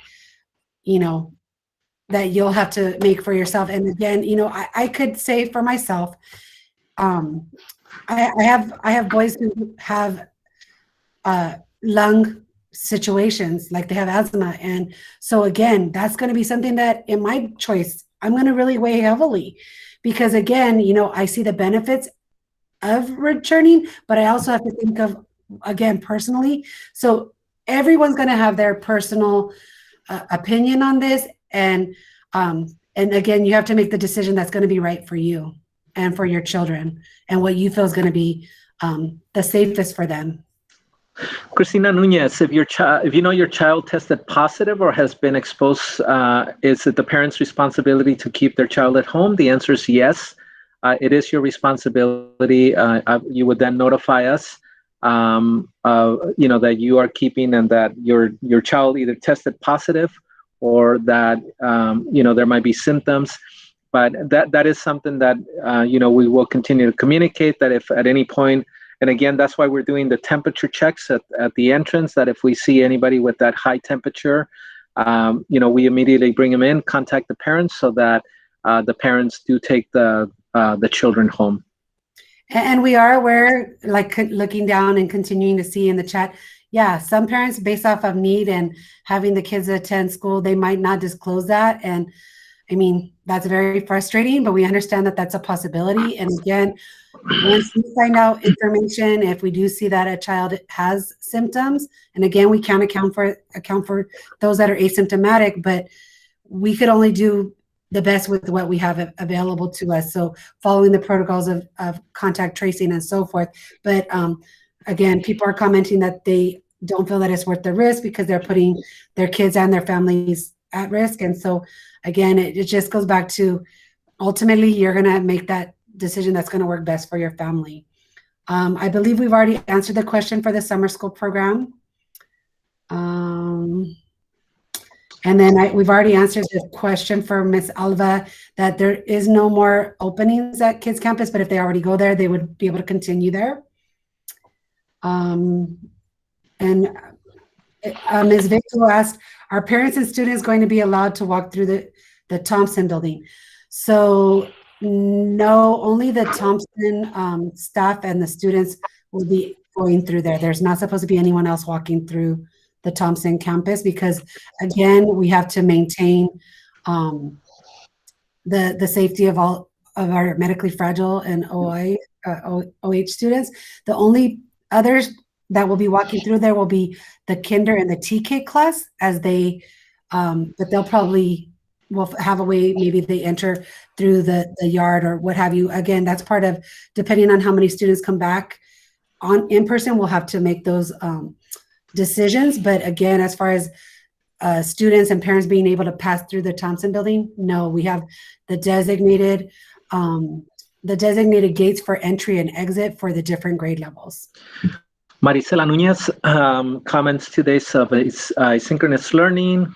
This is minimal interactions with the teacher, how student learning being supported on those days. Again, on those synchronous days, which would be Thursday and Friday, the teachers on those days will be working with the students as they are doing now. They'll be working with them in the afternoon. Yes, they will be working asynchronous. But yeah, so that, again, based on the schedule that Ms. Tang went over just a little while ago, that those are basically the schedules that we are following at this point. And because they're working asynchronously, that they're having their check-in in the morning and during their ELD, ALD, and that's everyone. And then if they're working asynchronously on that day for the remainder of the day, they'll have their check-in in the afternoon. And so that time they'll be able to check in with their teachers and get support in that way. I know it's not optimal, but that's the way that the schedule is set up. The next question, are you providing seat covers for the toilets? There are seat covers in the restrooms. Yes. Yes. How is Kids Campus grouped by grade? Kids Campus, they've been part of our extended learning pods, and they have been grouped not by grade, they've been grouped by families. So we do have like some kindergartners with some 8th graders based off of their families. And then within that same room, there might be some other students, because they've been contained in these pods of 10 throughout the school year. So that's how they were grouped. It wasn't by grade level. So Cristina Renteria, is there going to be someone supervising if they go to the restrooms during the class time? Again, we're trying to put in place a procedure where we will have the marking of social distancing in the restrooms. We indicate there's only 2 students at a time. We are going to put a system in place where the students will either have a lanyard that they will be hanging before they go to the restroom. So if I'm a student and I see that there's 2 lanyards outside of the restroom, that indicates that there's 2 students inside. So then I am going to wait outside with 6 feet distance, the social distance. Once either 1 or 2 of the students come out, then I can go ahead and walk in. And these are some of the procedures, processes that we will be training the students. The teachers will be training the students. We'll go through that process just so that, again, students understand the importance of following the safety guidelines. The next question, it says, thank you for your time and information. I understand that it's not easy and it's going to be a process. So thank you, Mr. Escobar, for that comment. Thank you, Mr. Ms. Lopez, it says the amount of kids returning is a factor for my child returning. Can we get an update on responses on the 23rd? Since Mr. Dos Santos is present, I wanted to ask him, will we have access to our to the responses prior to then? I didn't quite hear the question at the end there. You kind of cut out. Hi, everybody. By the way, I'm Robert Dasmati. I'm the Public Relations Officer for the district, in case anyone didn't know. So as the parents fill out their commitment form that's online, will we be able to see, because I know like with the back to school forms, we weren't necessarily able to see the responses right away. Will we be able as a school site to see the responses to these committal forms in real time so that we could let a family member know, like if they're wanting to see how many students are returning for a particular class, just so that it might help them in their decision? I can speak to the fact that as administrators, you guys will have access to all the data for the forms. So you will have that data. So you will be able to see live after you release the forms how many parents will be responding. So that all that data will be available. As to whether or not you'll release that data to your parents, that's solely up to you guys at that point. But you will, as administrators for the school, all have access to the data live in real time. So we've already had some other schools who finished up their presentations like yesterday and whatnot. We're already seeing those numbers come out as well. So yeah, data will be available live when it's happening. So Ms. Lopez, because we have to be very aware and careful that we're not releasing any private information. But if you were, for example, wanting to know like how many, let's say your kid's in first grade and you wanted to know how many first grade families are indicating that they wanted to return, that like you would be able to contact us and we could kind of just give you general information like number wise, maybe not classroom specific, but number wise for grade levels.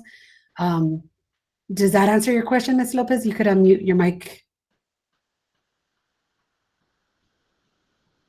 Kind of yes and no, only because if it's all of third grade, but maybe there's one class where there's, let's say the whole class wants to go back, but for my specific child, maybe only 3 kids only want to go back, that still doesn't help me make a decision on what I feel is safe for her. So I would say, Mr. Yepes, I don't know if you want to chime in, but I would say that, you as a parent could call us on the 23rd and we could answer the questions to help you better make your decision. Yes, I agree. Yeah, Ms. Lopez, you can give us a call and we can try to give you as much information as we can to help you make that decision. Thank you. Okay, thank you. Okay, thank you, Ms. Lopez. Ms. Arellano says, is this schedule set or would the school consider adding Friday to in-person learning? I'm worried the kids aren't getting enough instructional. So the schedule is set because they wanted to find the balance with giving both the in-person and the distance learning students the same amount of time. And currently the way that we've had our Wednesdays already, where those have been already a modified schedule, they've decided to maintain that Wednesdays as being totally distance learning for everyone. So in order to maintain a balance of 3 days and 3 days with the teacher, whether it's in person or virtual, this is a set schedule at this time. And we just want to reiterate that we hear your concerns, and this is not an easy decision that you're making. But again, once you take this information, I just continue to repeat that you'll be able to have the opportunity to sit as a family, consider all the all the aspects of what we presented to make the decision that's going to be best for you, for your family, and of course for your child. We do have Mr. Bear, and we have, like we mentioned at the beginning, several of our teachers are here, and he is offering that you reach out to the teachers and ask questions to them. So they're making themselves available for anybody that has questions, that you can reach out to them. Mr. Santos, you're very welcome for the information. I'm glad that you're finding it useful. So with the DCROX 19, I believe we already have answered the question about being able to walk the little ones to class. And just in case you didn't hear it, the answer is no, because again, we have to mitigate the number of people coming on campus. But we will make all efforts to have our staff welcome them and make sure that they are supervising them and making sure they're getting to class safely. Eli. Question. Your hands you want up. to unmute? So please unmute your mic and ask us your question. Well, ladies and gentlemen, good afternoon. I want to first thank every single one of you guys. I do have a question, and this is regarding the workload on the kids. This is where I'm at. So if you're going to go to school on Monday, Tuesday in person, are you getting the whole workload for that child on that Monday? And they're working Monday, well, basically Wednesday, Thursday, Friday by themselves, or they're going to be able to join in with the class? I remember you stating that. The other one is, if they are working from home, if they're going to stay at home and not go in class, where's that workload going to come from? Monday, Tuesday, if the kids are going to be in school and the teacher is going to be providing their full attention to the kids at school, what is the child going to do at home Monday and Tuesday? How is he going to know what to provide or what to do Monday and Tuesday, and then Wednesday, Thursday, Friday be in class again? So some of it will be provided in the morning sessions, where everyone is joining from 8 to 8:45 in those morning sessions. Some of that work will be provided there. Some of the work will be posted either on Seesaw or Google Classroom, depending on their grade level. And then on Wednesdays, they'll also prepare them for the remaining days, and even looking in or front loading for the following week. But a big chunk of it will be done in the morning times. So you're saying that in the morning, everything's going to be provided, basically? It'll be provided, or they'll at least let them know where they're going to find it posted, whether it's going to be in Seesaw or Google Classroom, and whether they're going to have Nearpod lessons to work on or iReady lessons to work on, and so forth. So they will be provided that in the because my concern is not going if he goes to school or not, or if he stays here. My concern is academically wise. If they're already in a system at the moment where all the kids know they're going to take a test on Friday, they all go through the same work, what about if a kid gets behind? Mm-hmm. And I think Mr. D, I'm going to call you Mr. D. Yeah, no, that's fine. I think that this is the procedure that the teachers will be working on. I think that, just like this transition is going to take, a couple days, maybe a week, a couple weeks to just kind of get those routines going. And so I believe that once we get through, this process and we're, the teachers are sharing the lessons, the work, eventually they're going to, be in a flow. They're going to be in a schedule that when they communicate to the parents and the students, they will know exactly what's expected to them, specifically when it comes to the work, if that makes sense. So once we get into a routine, that information will be shared, and I'm pretty confident that both the students and the parents will know what that routine is, the work that's expected. So exactly what's again, what's being expected of the students that are at home, that are here at school. Hopefully that helps. Some of these questions are repeat. Ms. Alva's question: Are you going to notify us if our child is going back? So can I ask you to maybe unmute and clarify this question, because I want to know if you mean after the commitment letters, will you then be notified? Is that what you're asking?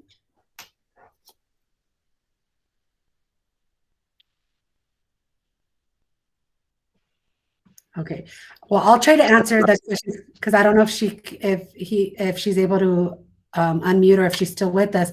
But I think once we get all of the commitments in and we have the numbers ready, then we will be communicating with you that, yes, your child is returning on campus, your child will be here. You've selected group A. Like once prior to us returning back to campus, you will be receiving information to confirm that. And just to reiterate, as you can see that, and I've mentioned this meeting is being recorded. So if at any point you want to come back and review any of the information, we will post this presentation on our website. So if you know of any parents that didn't get a chance to join us at this meeting, this presentation, they will have access to the presentation because once again, we are recording it. Okay. Okay. Do you want to do the one for Ms. Reyes? Let me see. Scrolling down. Why don't you go ahead? I'm trying to find it, so go ahead and do it. There's going to be a plan to get kids up to grade level or close to. So with this model, within the times that they are with their teacher, they are going to be in smaller groups, so they'll really use that time to work on some interventions to put that in place. Part of the summer school program that they're hoping to put in place will be to work on some of those things again to try to help support the students to try to catch them up to grade level. And then, moving into next school year, again, we will be putting interventions in place and doing leveled groups within the classroom. So it's going to be a process. And I was just going to add to that, Ms. Sang, that presently we do have interventions that we are providing for a large number of our students, and we're trying to mitigate that learning loss that has happened. So we will definitely continue to find ways to support the students that are in need of any academic support. Okay. The next question was just a comment that the person was agreeing with Aubrey. It would be great to get a report of the responses for the number of students who will be returning virtually. So we'll make a note of that. Will the kids have their same teachers assigned as now? And we did answer that. And our goal is to have them be the same teacher. The only time that it would not be is if there ends up being like so many students or so little that it wouldn't be able to, we wouldn't be able to meet the number of students within the class that were allotted, that we would have to re-roster. But our goal essentially would be that everyone gets to have their same teacher. Dora Sanchez, if my child receives services as TBS, will TBS person be available in class with my child for extra support? The answer is yes, Ms. Sanchez. They will be in class providing support for your child. Yes. Jimmy Chow, I guess, asked the question. Mr. Marquez, if not about funding, then open up 5 days so our kids can have education they need it. And for parents that want their kids distance learning, keep the same schedule for the kids. Yes, Mr. Chow, and I can definitely understand your concern. And so I'm not trying to dissuade you from what you believe about the funding part. I will say that, as has been mentioned throughout this meeting, we're trying to strike a balance between having teachers being able to provide in-person services and then also support the children who are going to be staying home.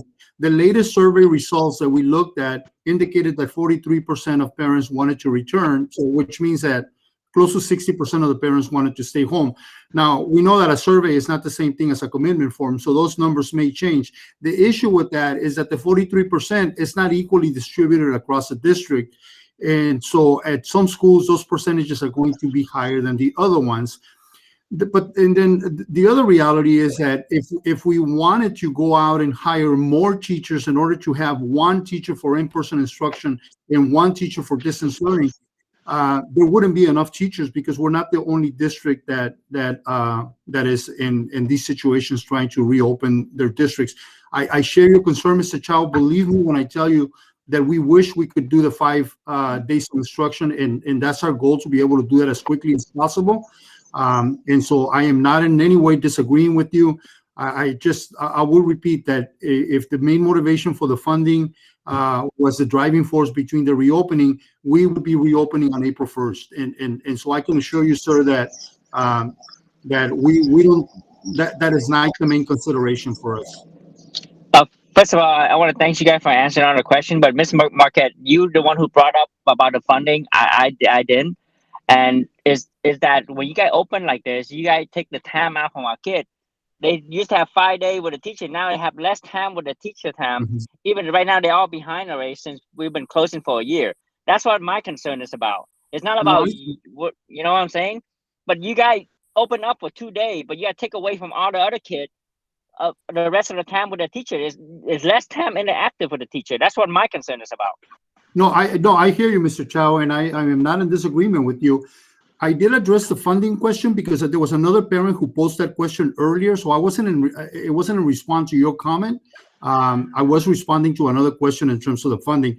I'm in complete and that's why I agreement brought with it up. And like I said, if you guys should pay more attention to our kids, they need to learning more. So we should spend more time with our kids, not just try to open for 2 days, and then the rest of the time is interactive learning where they have less interactive time with a kid.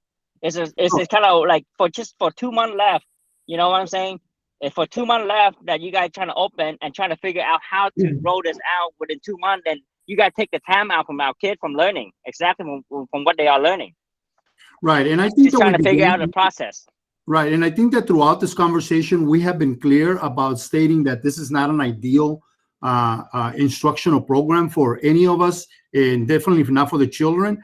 Just kind of given the situation where we are right now and the limitations that we have, the parameters that we have, we're going to try this out, and not to say that things won't change in the future, Mr. Chow, but we're going to start this way and try to do our best.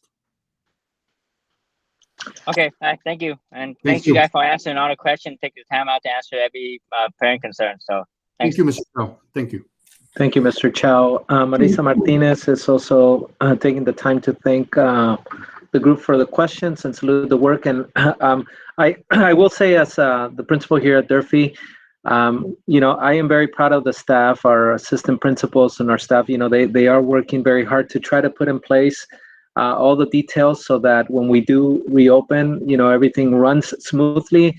And I also have to commend our district because, they've been working very closely with the administration at the school sites to make sure that, again, we are putting everything in place. We're thinking of everything to make sure that, again, this opening is done in an efficient and a safe manner. E7.2, it says if the child is having a hard time in the classroom and they want to go back home, they should have the option. You speak about the social, emotional, mental state. Forcing them to stay in the classroom would not support your efforts for the overall holistic well-being. So we didn't think that we would force them to stay in the classroom. If it does become a situation where they're really having a difficult time, we would allow them to come to the office so that we could then call the families and let them know. The one comment that was made, though, is that going back and forth and choosing between home and learning or like coming in person, that was the only comment that I had made, is that if they indicate that they, after having come, that they're not ready to stay in an in-person setting and it's not something that's comfortable for them, that they could opt to go back into the distance learning. It's just not flipping back and forth between the in-person and the distance learning. Yeah, and answered. And I'll just add that as a staff, we're always going to do what's going to be best for the child. And obviously, if the child is having a difficult time in class, not feeling well, we'll make sure that if he needs to be at home, attended to, we'll definitely do that. We'll never force anything where a child is not comfortable, is not feeling safe, is not feeling well. So, again, we will always do what's best for the students. Matilda, she wants to know what the title of Mr. Marquez. Mr. Marquez is our Director of Services, Student Support Services, forgive me. That's Estado, Matilde. Okay, Ms. Munoz indicated she has a question regarding the Aspire program. She know that in previous year, the program had charged parents. Would that be the case now? No, this would be part of the free program because they are receiving grants and receiving funding, so they can support our program, and we work in partnership with them. So no, you would not be charged if we were to have the Aspire program here for the after-school care. Christina Nunez wants to know, can they bring a shake if we choose Group A? And I'm assuming the shake is like a nutrition beverage. The answer is no.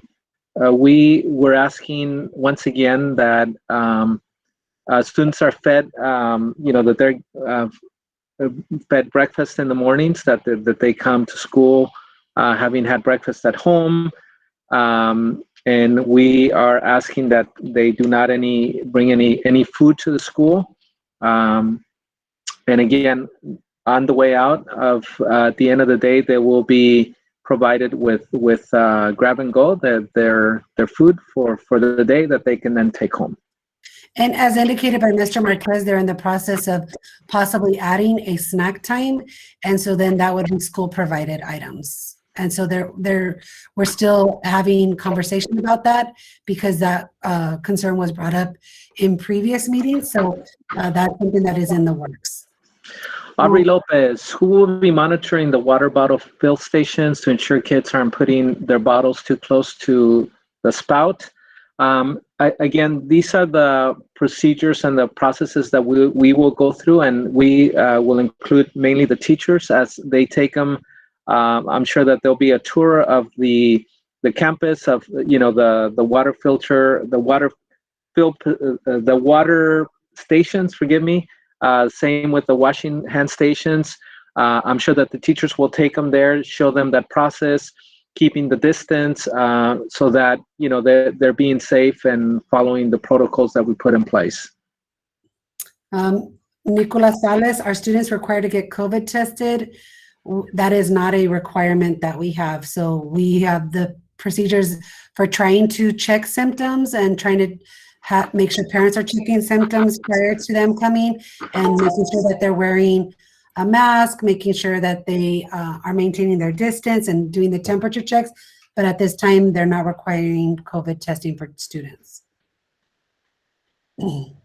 Ms. Vargas, for the students in 7th and 8th grade, do we still need to decide if we want to go back by next week, or can we wait until we have more information? I think that we would like to have a commitment, and then if it turns out, just so that we could get initial numbers, because we do want to get initial numbers, but we also know that the 7th and 8th grade schedule is not out yet because it is something that is still being worked on. So if after receiving the schedule or seeing the schedule, if you indicate that you would like to change your mind, then we can do that. But for our initial obtaining of commitments, I believe we are wanting our parents to commit to that. But Mr. Marquez, do you know if that's the case?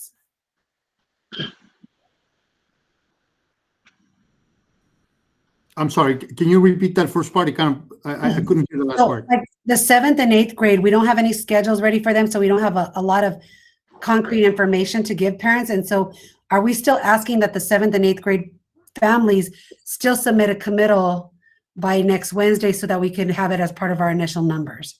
So I don't know the answer to that question. So let me post the question. If I get a response before the meeting ends, I'll post it in the chat box. Otherwise, we can send the information out tomorrow morning. Okay.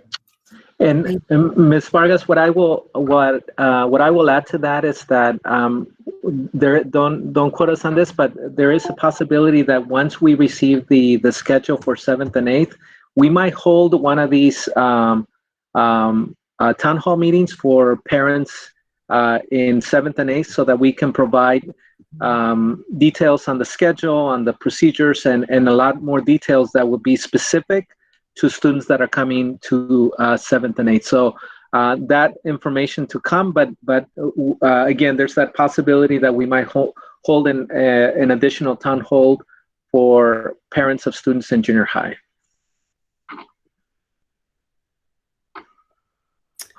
Ms. Rivas, thank you. PSN Arctic was agreeing with E. Santan too. Maricela Nunez, since everything is fluid, do parents have the option of voicing their concerns as a whole and to stay with the current online learning status? I mean, you're always able to voice your concerns to the district, and I don't know, like if that will change, but again, because we are still learning, trying to plan, trying to get the numbers, by all means, you are more than welcome to voice your concerns still, because as a parent, you have that right. Elizabeth, Jaime, I just feel for everyone involved. All are working so hard. Thanks for our staff for their efforts and great work in distance learning so far. I am not sure how much socialization benefits there is with the new schedule, but I hope for the best. Yeah, and again, we are hoping for the best. I know that, if we also look at the in-person, there are a good amount of benefits that there will be to the in-person teaching, and I know that we've highlighted some of those benefits at the beginning. But yes, there's pros and cons to each one of these options. And again, I acknowledge that this decision will not be easy for the family, but I'm sure that as you sit down and have that conversation, you'll weigh all the information that we've given to you to make that decision. But thank you, Ms. Jaime, for your comments. Ms. Lopez is asking for dismissal. Will the according grade levels all be released at once, or will there be somewhat of a staggered for social distancing and traffic flow? Will Star Street be converted to a one-way traffic flow to make drop-off pickup easier? Something similar to the Christmas route. And these are really great points, Ms. Lopez. These are things, again, once we see numbers that we could start to better put into our plans as far as what the staggered dismissal will look like, as far as, having a one-way traffic flow for cars. And so again, these are all very great points, but a lot of it is contingent upon what our numbers will look like as well. So we know exactly how much flow of students would be exiting from campus at the dismissal times. And I will add to that as we're looking at processes here on campus, yes, we are aware that we are trying to put a process, a traffic flow, as you're saying, where students will be traveling in a way that we're going to keep the distance, we're going to keep them safe, and of course that will be communicated to the teachers, the students, and again, that's just to continue to make sure that our students are safe. Mr. Marquez, were you going to mention something? Share something? Yes, in regards to making a decision for the 7th and 8th grade parents, the latest we have is that we will have a plan ready for parents at the beginning of next week. We are waiting for final guidance from LACO and from the state. Thank you. Thank you. So hopefully for the parent who asked about whether you need to make a decision for your 7th or 8th grader, if you could wait until next week prior to the 20th to see if we can get that information out to you. Thank you. If we go back to the purple tier, what would be the plan going forward with kids going to classes? So if we go back to purple, we would go back to the structure that we have now, which is the distance learning. That information will definitely share that information quickly to the parents.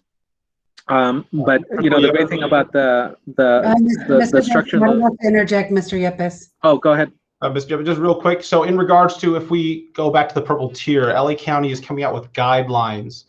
Going to kind of lay all that out. So because we are in the red tier, there are different guidelines coming out that they're preparing for us in regards to being able to actually stay open to certain extents when we're back in the purple tier. Now that will be up to us as a school district to decide what, if we want to close our schools, keep them open, that is all yet to be seen. But LA County is working on guidelines to address that specific issue. They just have not provided those to us yet. So that way, so once we have those guidelines, we will be able to push that out and explain that to parents.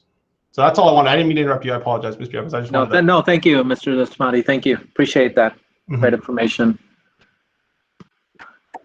Connie Arellano, my suggestion is in-person Monday, Tuesday, and their current distance learning schedule, Wednesday, Thursday, and Friday. I'm concerned of too much independent learning. It's hard enough to get the kids motivated to learn. And once again, we hear your concern, Ms. Arellano. It is the schedule that we have in place right now. It is the schedule that we will be following, the one that was highlighted by Ms. Tang. But yes, we definitely understand and hear your concerns. Thank you for sharing that. Ms. Perez is just seconding that she agrees with Ms. Arellano. Ms. Arellano's, again, thanking the efforts and knowing that it's not an easy task for the scheduling. So thank you. Ms. Sanchez, I believe we've already answered this question because it seems like a repeat about the TBS, but yes, that was answered. Some more people saying thank you. We appreciate that. East Mountain 2, do you know if options for in-person or virtual learning will also be offered for the next academic year? So we're still going to be in the planning for the fall. We don't know what the fall will exactly look like because, again, if we continue to stay in this tier, because of the more vaccines that go out. But again, we always have to follow guidance from our County Department of Health as well as our LA County Office of Education. So those will be the agencies that we will look for guidance. And then as a district, decide what's going to be best after we see what this opening looks like. Yeah, and based on those numbers, the numbers continue to go down. The restrictions, more restrictions are lifted. Again, this is the planning that we will continue to go through and into the summer, so that we can then, the plan in the fall might look a little bit different, a lot different. And again, that's all dependent on numbers and how responsible we are as people. But again, as we go and we get that information, of course, we will be sharing and communicating that to our Durfee community. And Ms. Lopez again said thank you. So again, we appreciate all the gratitude from U.S. families thanking us. Isantan too, Mr. Marquez mentioned that 40% of parents shared they would like to return to the classroom versus a 60. Do you know the percentage specifically for parents at Durfee? So I do want to say that I want to be very careful with how we present this information because we are getting these percentages based on survey results. So I just want to make sure that we emphasize that we did not get 100% participation in the surveys. So the numbers that I'll share with you may not be representative of the entire district. At this point, the preliminary numbers indicated that 204 students will be returning to Durfee at this point. But I want to be very clear that a survey is very different from a commitment form. So we'll have a much, much better idea of what those numbers look like next week when we receive the commitment forms back from our parents. And to just give perspective, again, I understand that that's a survey, but if you look at that percentage, we at Durfee, we're at 1,059 students. So if you look at the 200 out of 1,059, it might not represent that 40%. So just kind of, to keep that in mind, but also to keep in mind that we did not receive 100% participation on the survey. Can I add something? This is Isantan too. Can I just add an extra comment? Yes. Yes. I definitely agree with you that it's a survey and you probably did not get 100% participation. But just going back to previous comments in the conversation from Aubrey, which she asked about numbers, you just said yourself that a survey, it's very hard to get a full level participation, but these required submissions of commitment to either virtual or in-person learning, that's going to be your hard numbers because you are requiring every single parent to do it. And I think you guys should send out other information because at that point, yes, for sure, how many students want to do this. And the reason why I think Aubrey brought it up and why I brought it up and agree with her was because I think, like you guys have referenced, whatever happens with this model that you're doing now, whether COVID cases are up or low, will determine how you approach the next school year, because parents may still not have that comfort level quite yet to have their child return to school, even if the cases are low, because it is a traumatic community experience that has occurred. So I think it'd be good, like just you guys are being transparent here during this town hall, to be transparent and share the final results for the entire 1,053 student body, and exactly how many parents opted to do the in-person and how many opted for not doing the in-person.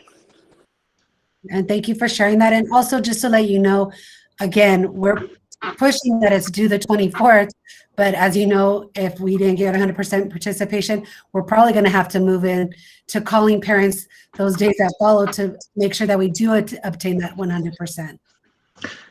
And I'm glad that Mr. Marquez is here with us, because I'm sure that he'll be able to bring this information back to district personnel. Mr. Marquez? Absolutely, absolutely. And that was a great suggestion by the parent who made that comment.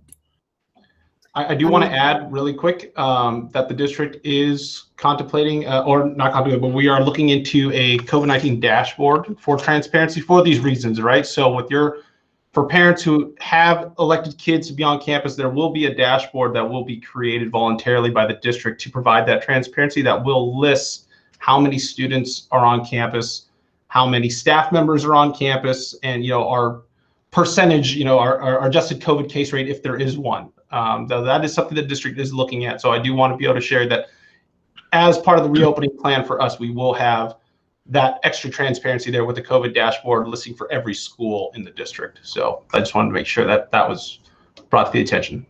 Thank you. Thank you, Mr. Damalsi. Terry Ramirez, thank you for your time. I know this plan was not decided by principals. I just wish more parent participation would have been part of the decision making. It is very hard to see the benefits of this plan for all parties. And I maybe I can defer to Mr. Marquez, because I know that there were superintendent. I know she met with different groups, and I believe that there were other sort of tables in place to have conversations with the community, for them to give them feedback. But Mr. Marquez? Absolutely, Mr. Yepes, you're absolutely correct. Dr. Garcia has been very mindful that she wants to create a plan that is responsive to the needs of the community, with the full understanding that no plan that we ever develop is going to be a perfect plan, but try to develop a plan that meets the needs of the community. I think the point Mrs. Ramirez is making is well taken, in that parents' voices are very important, which is why I think we mentioned at the beginning, and I don't know, maybe it was at another meeting, because we have been in several meetings today. But part of this process, and I'll say it again, part of this process is about listening to your concerns and going back and trying to make adjustments as much as we possibly can. Again, we do have some limitations, and I don't put that out there as an excuse, but it's a reality that we're living under. I just got an answer about the 7th and 8th grade schedules, and a lot of it has to do with the guidance that we receive. So we're constantly under different guidance. We're listening to the County Office of Education. We're listening to the State of California. We're listening to the Department of Public Health. So there's a lot of things that we have to that we have to abide by. But definitely, we want to hear parents' voices. Dr. Garcia has met with our key communicators, which are representative of all schools, with our DILA group just this afternoon. But the point well taken, Mrs. Ramirez. Your voice is very important to having plans that are effective for the community. Isantan too asked about how many students are at Durfee. On the main Durfee campus, it's 1,059. And then I also want to indicate I believe it's 21 students in our Thompson building, which is our medically fragile and our OH students. So we're looking at 1,070 something in total. Mr. Jaime indicated, why is the week schedule in 2-day blocks? Why not do Monday, Wednesday in person, Tuesday, Thursday remote, with Friday for cleaning?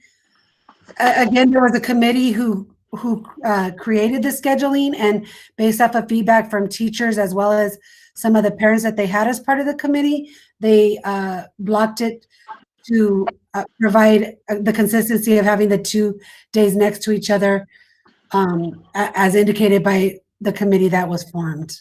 And they did look at several options. They explored those options to figure which would be the best for our district, our students. And one of the points that I will make is that they were trying to maintain stable groups and not mixing students, and that was one of the big reasons why they opted for this plan.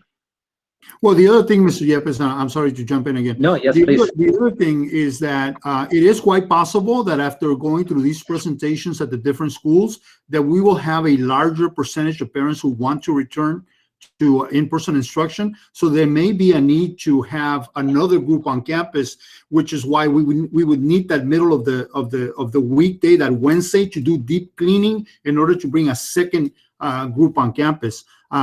But again, we won't know exactly how many students are coming back until we start getting the commitment forms. Thank you, Mr. Marquez. Okay, Isantan says, thank you. Ms. Ramsey, one of our teachers, says, thank you to all the parents for all your questions and concerns, and thank you to admin and district representative for answering. Giovanni said, to reiterate, as a parent, we cannot choose to take our child out once they have started to attend in person. No, that's not the case. Once they've started to attend in person, if you feel that it's just not working for them, it's not being productive, you can choose to pull them back out and then do the distance learning model. It's just that once you pull them and put them in the distance learning model, you can't sway back into the in-person. It's, again, it's once you go back into distance learning, we want to keep that consistency. Aubrey Lopez, and we have some thank yous. Which again, you are very welcome. Not intended, Ms. Lopez, to be a selfish question, but can the district advocate for parents to the highest government to offer vaccines sooner to those parents, guardians who do send their kids back to school and may not qualify now? Is that such a thing?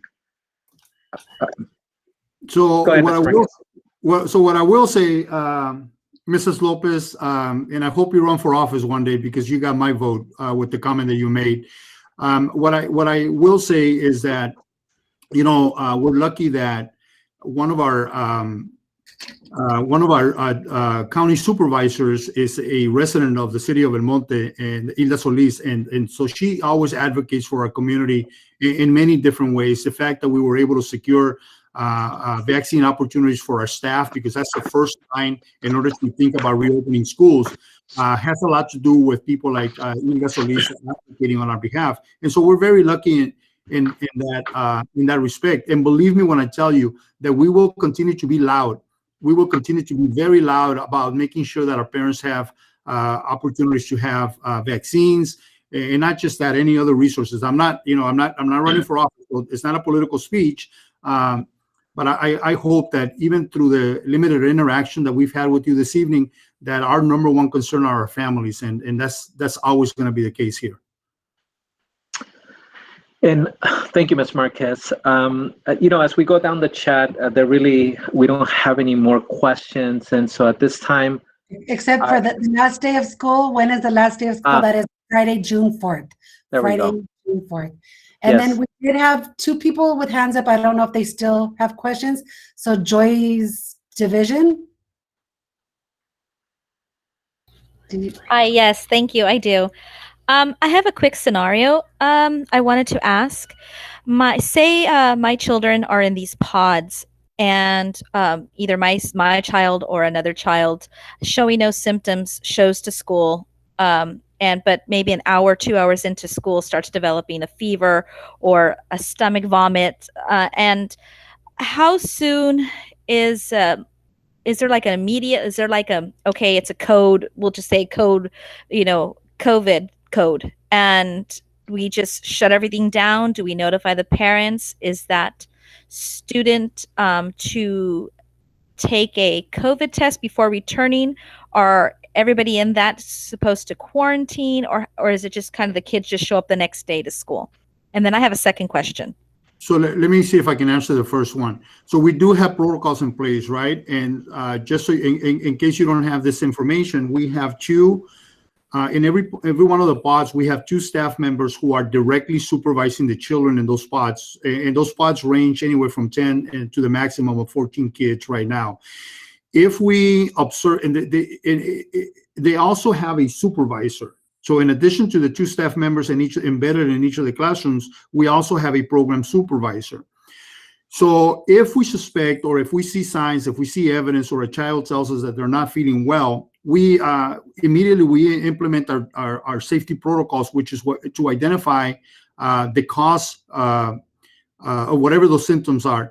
And so we have an isolation room at each of the schools. And so if there's a need to isolate that student immediately, based on the assessment that staff is making, then we isolate the children, and then we immediately deploy our nursing department to ensure that we have a medical professional at the school, so we can then make a more accurate assessment. And then at that point, based on what that assessment is, we would communicate with the parents.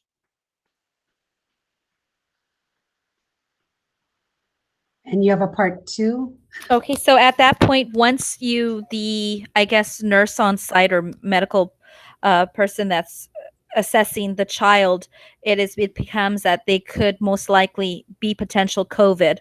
Do they then go and release to the parents and then have to take a COVID test and present that to the school and then let the other parents? What happens to the other students that were possibly close to the child in that pod? So in that scenario that you're describing, the rest of the students would also have to be sent home if the assessment was that this was COVID related. It is possible that it's not a COVID related situation.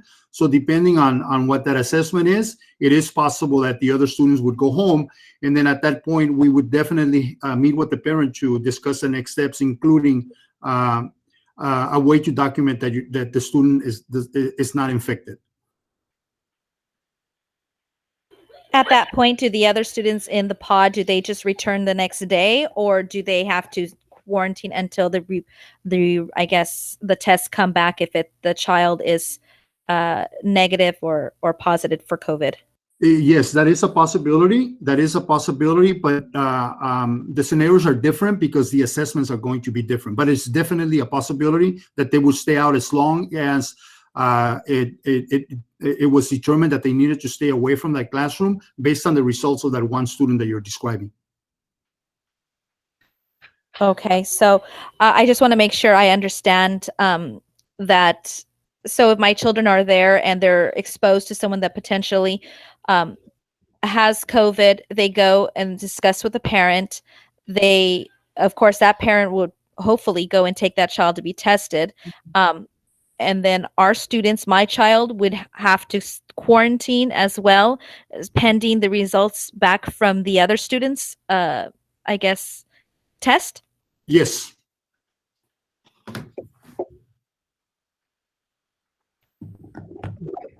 Okay, thank you. Mm-hmm. We have a couple more, thank yous. Thank you for taking the time, for staying on so long. Again, we want to be as transparent with you as possible, and so we're happy to be here. Ms. Davis Espinosa indicated, will teachers or staff be facilitating activities to encourage socializing for the students who need more help adjusting being back on campus, socially distanced, of course. So yes, that is part of the whole purpose of the kids coming on campus. We do want to provide those opportunities, and yes, the teachers would be incorporating that as well. Was there, Ms. Sang, was there somebody else that was raising their hand, or was Xiomara Perez had her hand up. Does she still have questions?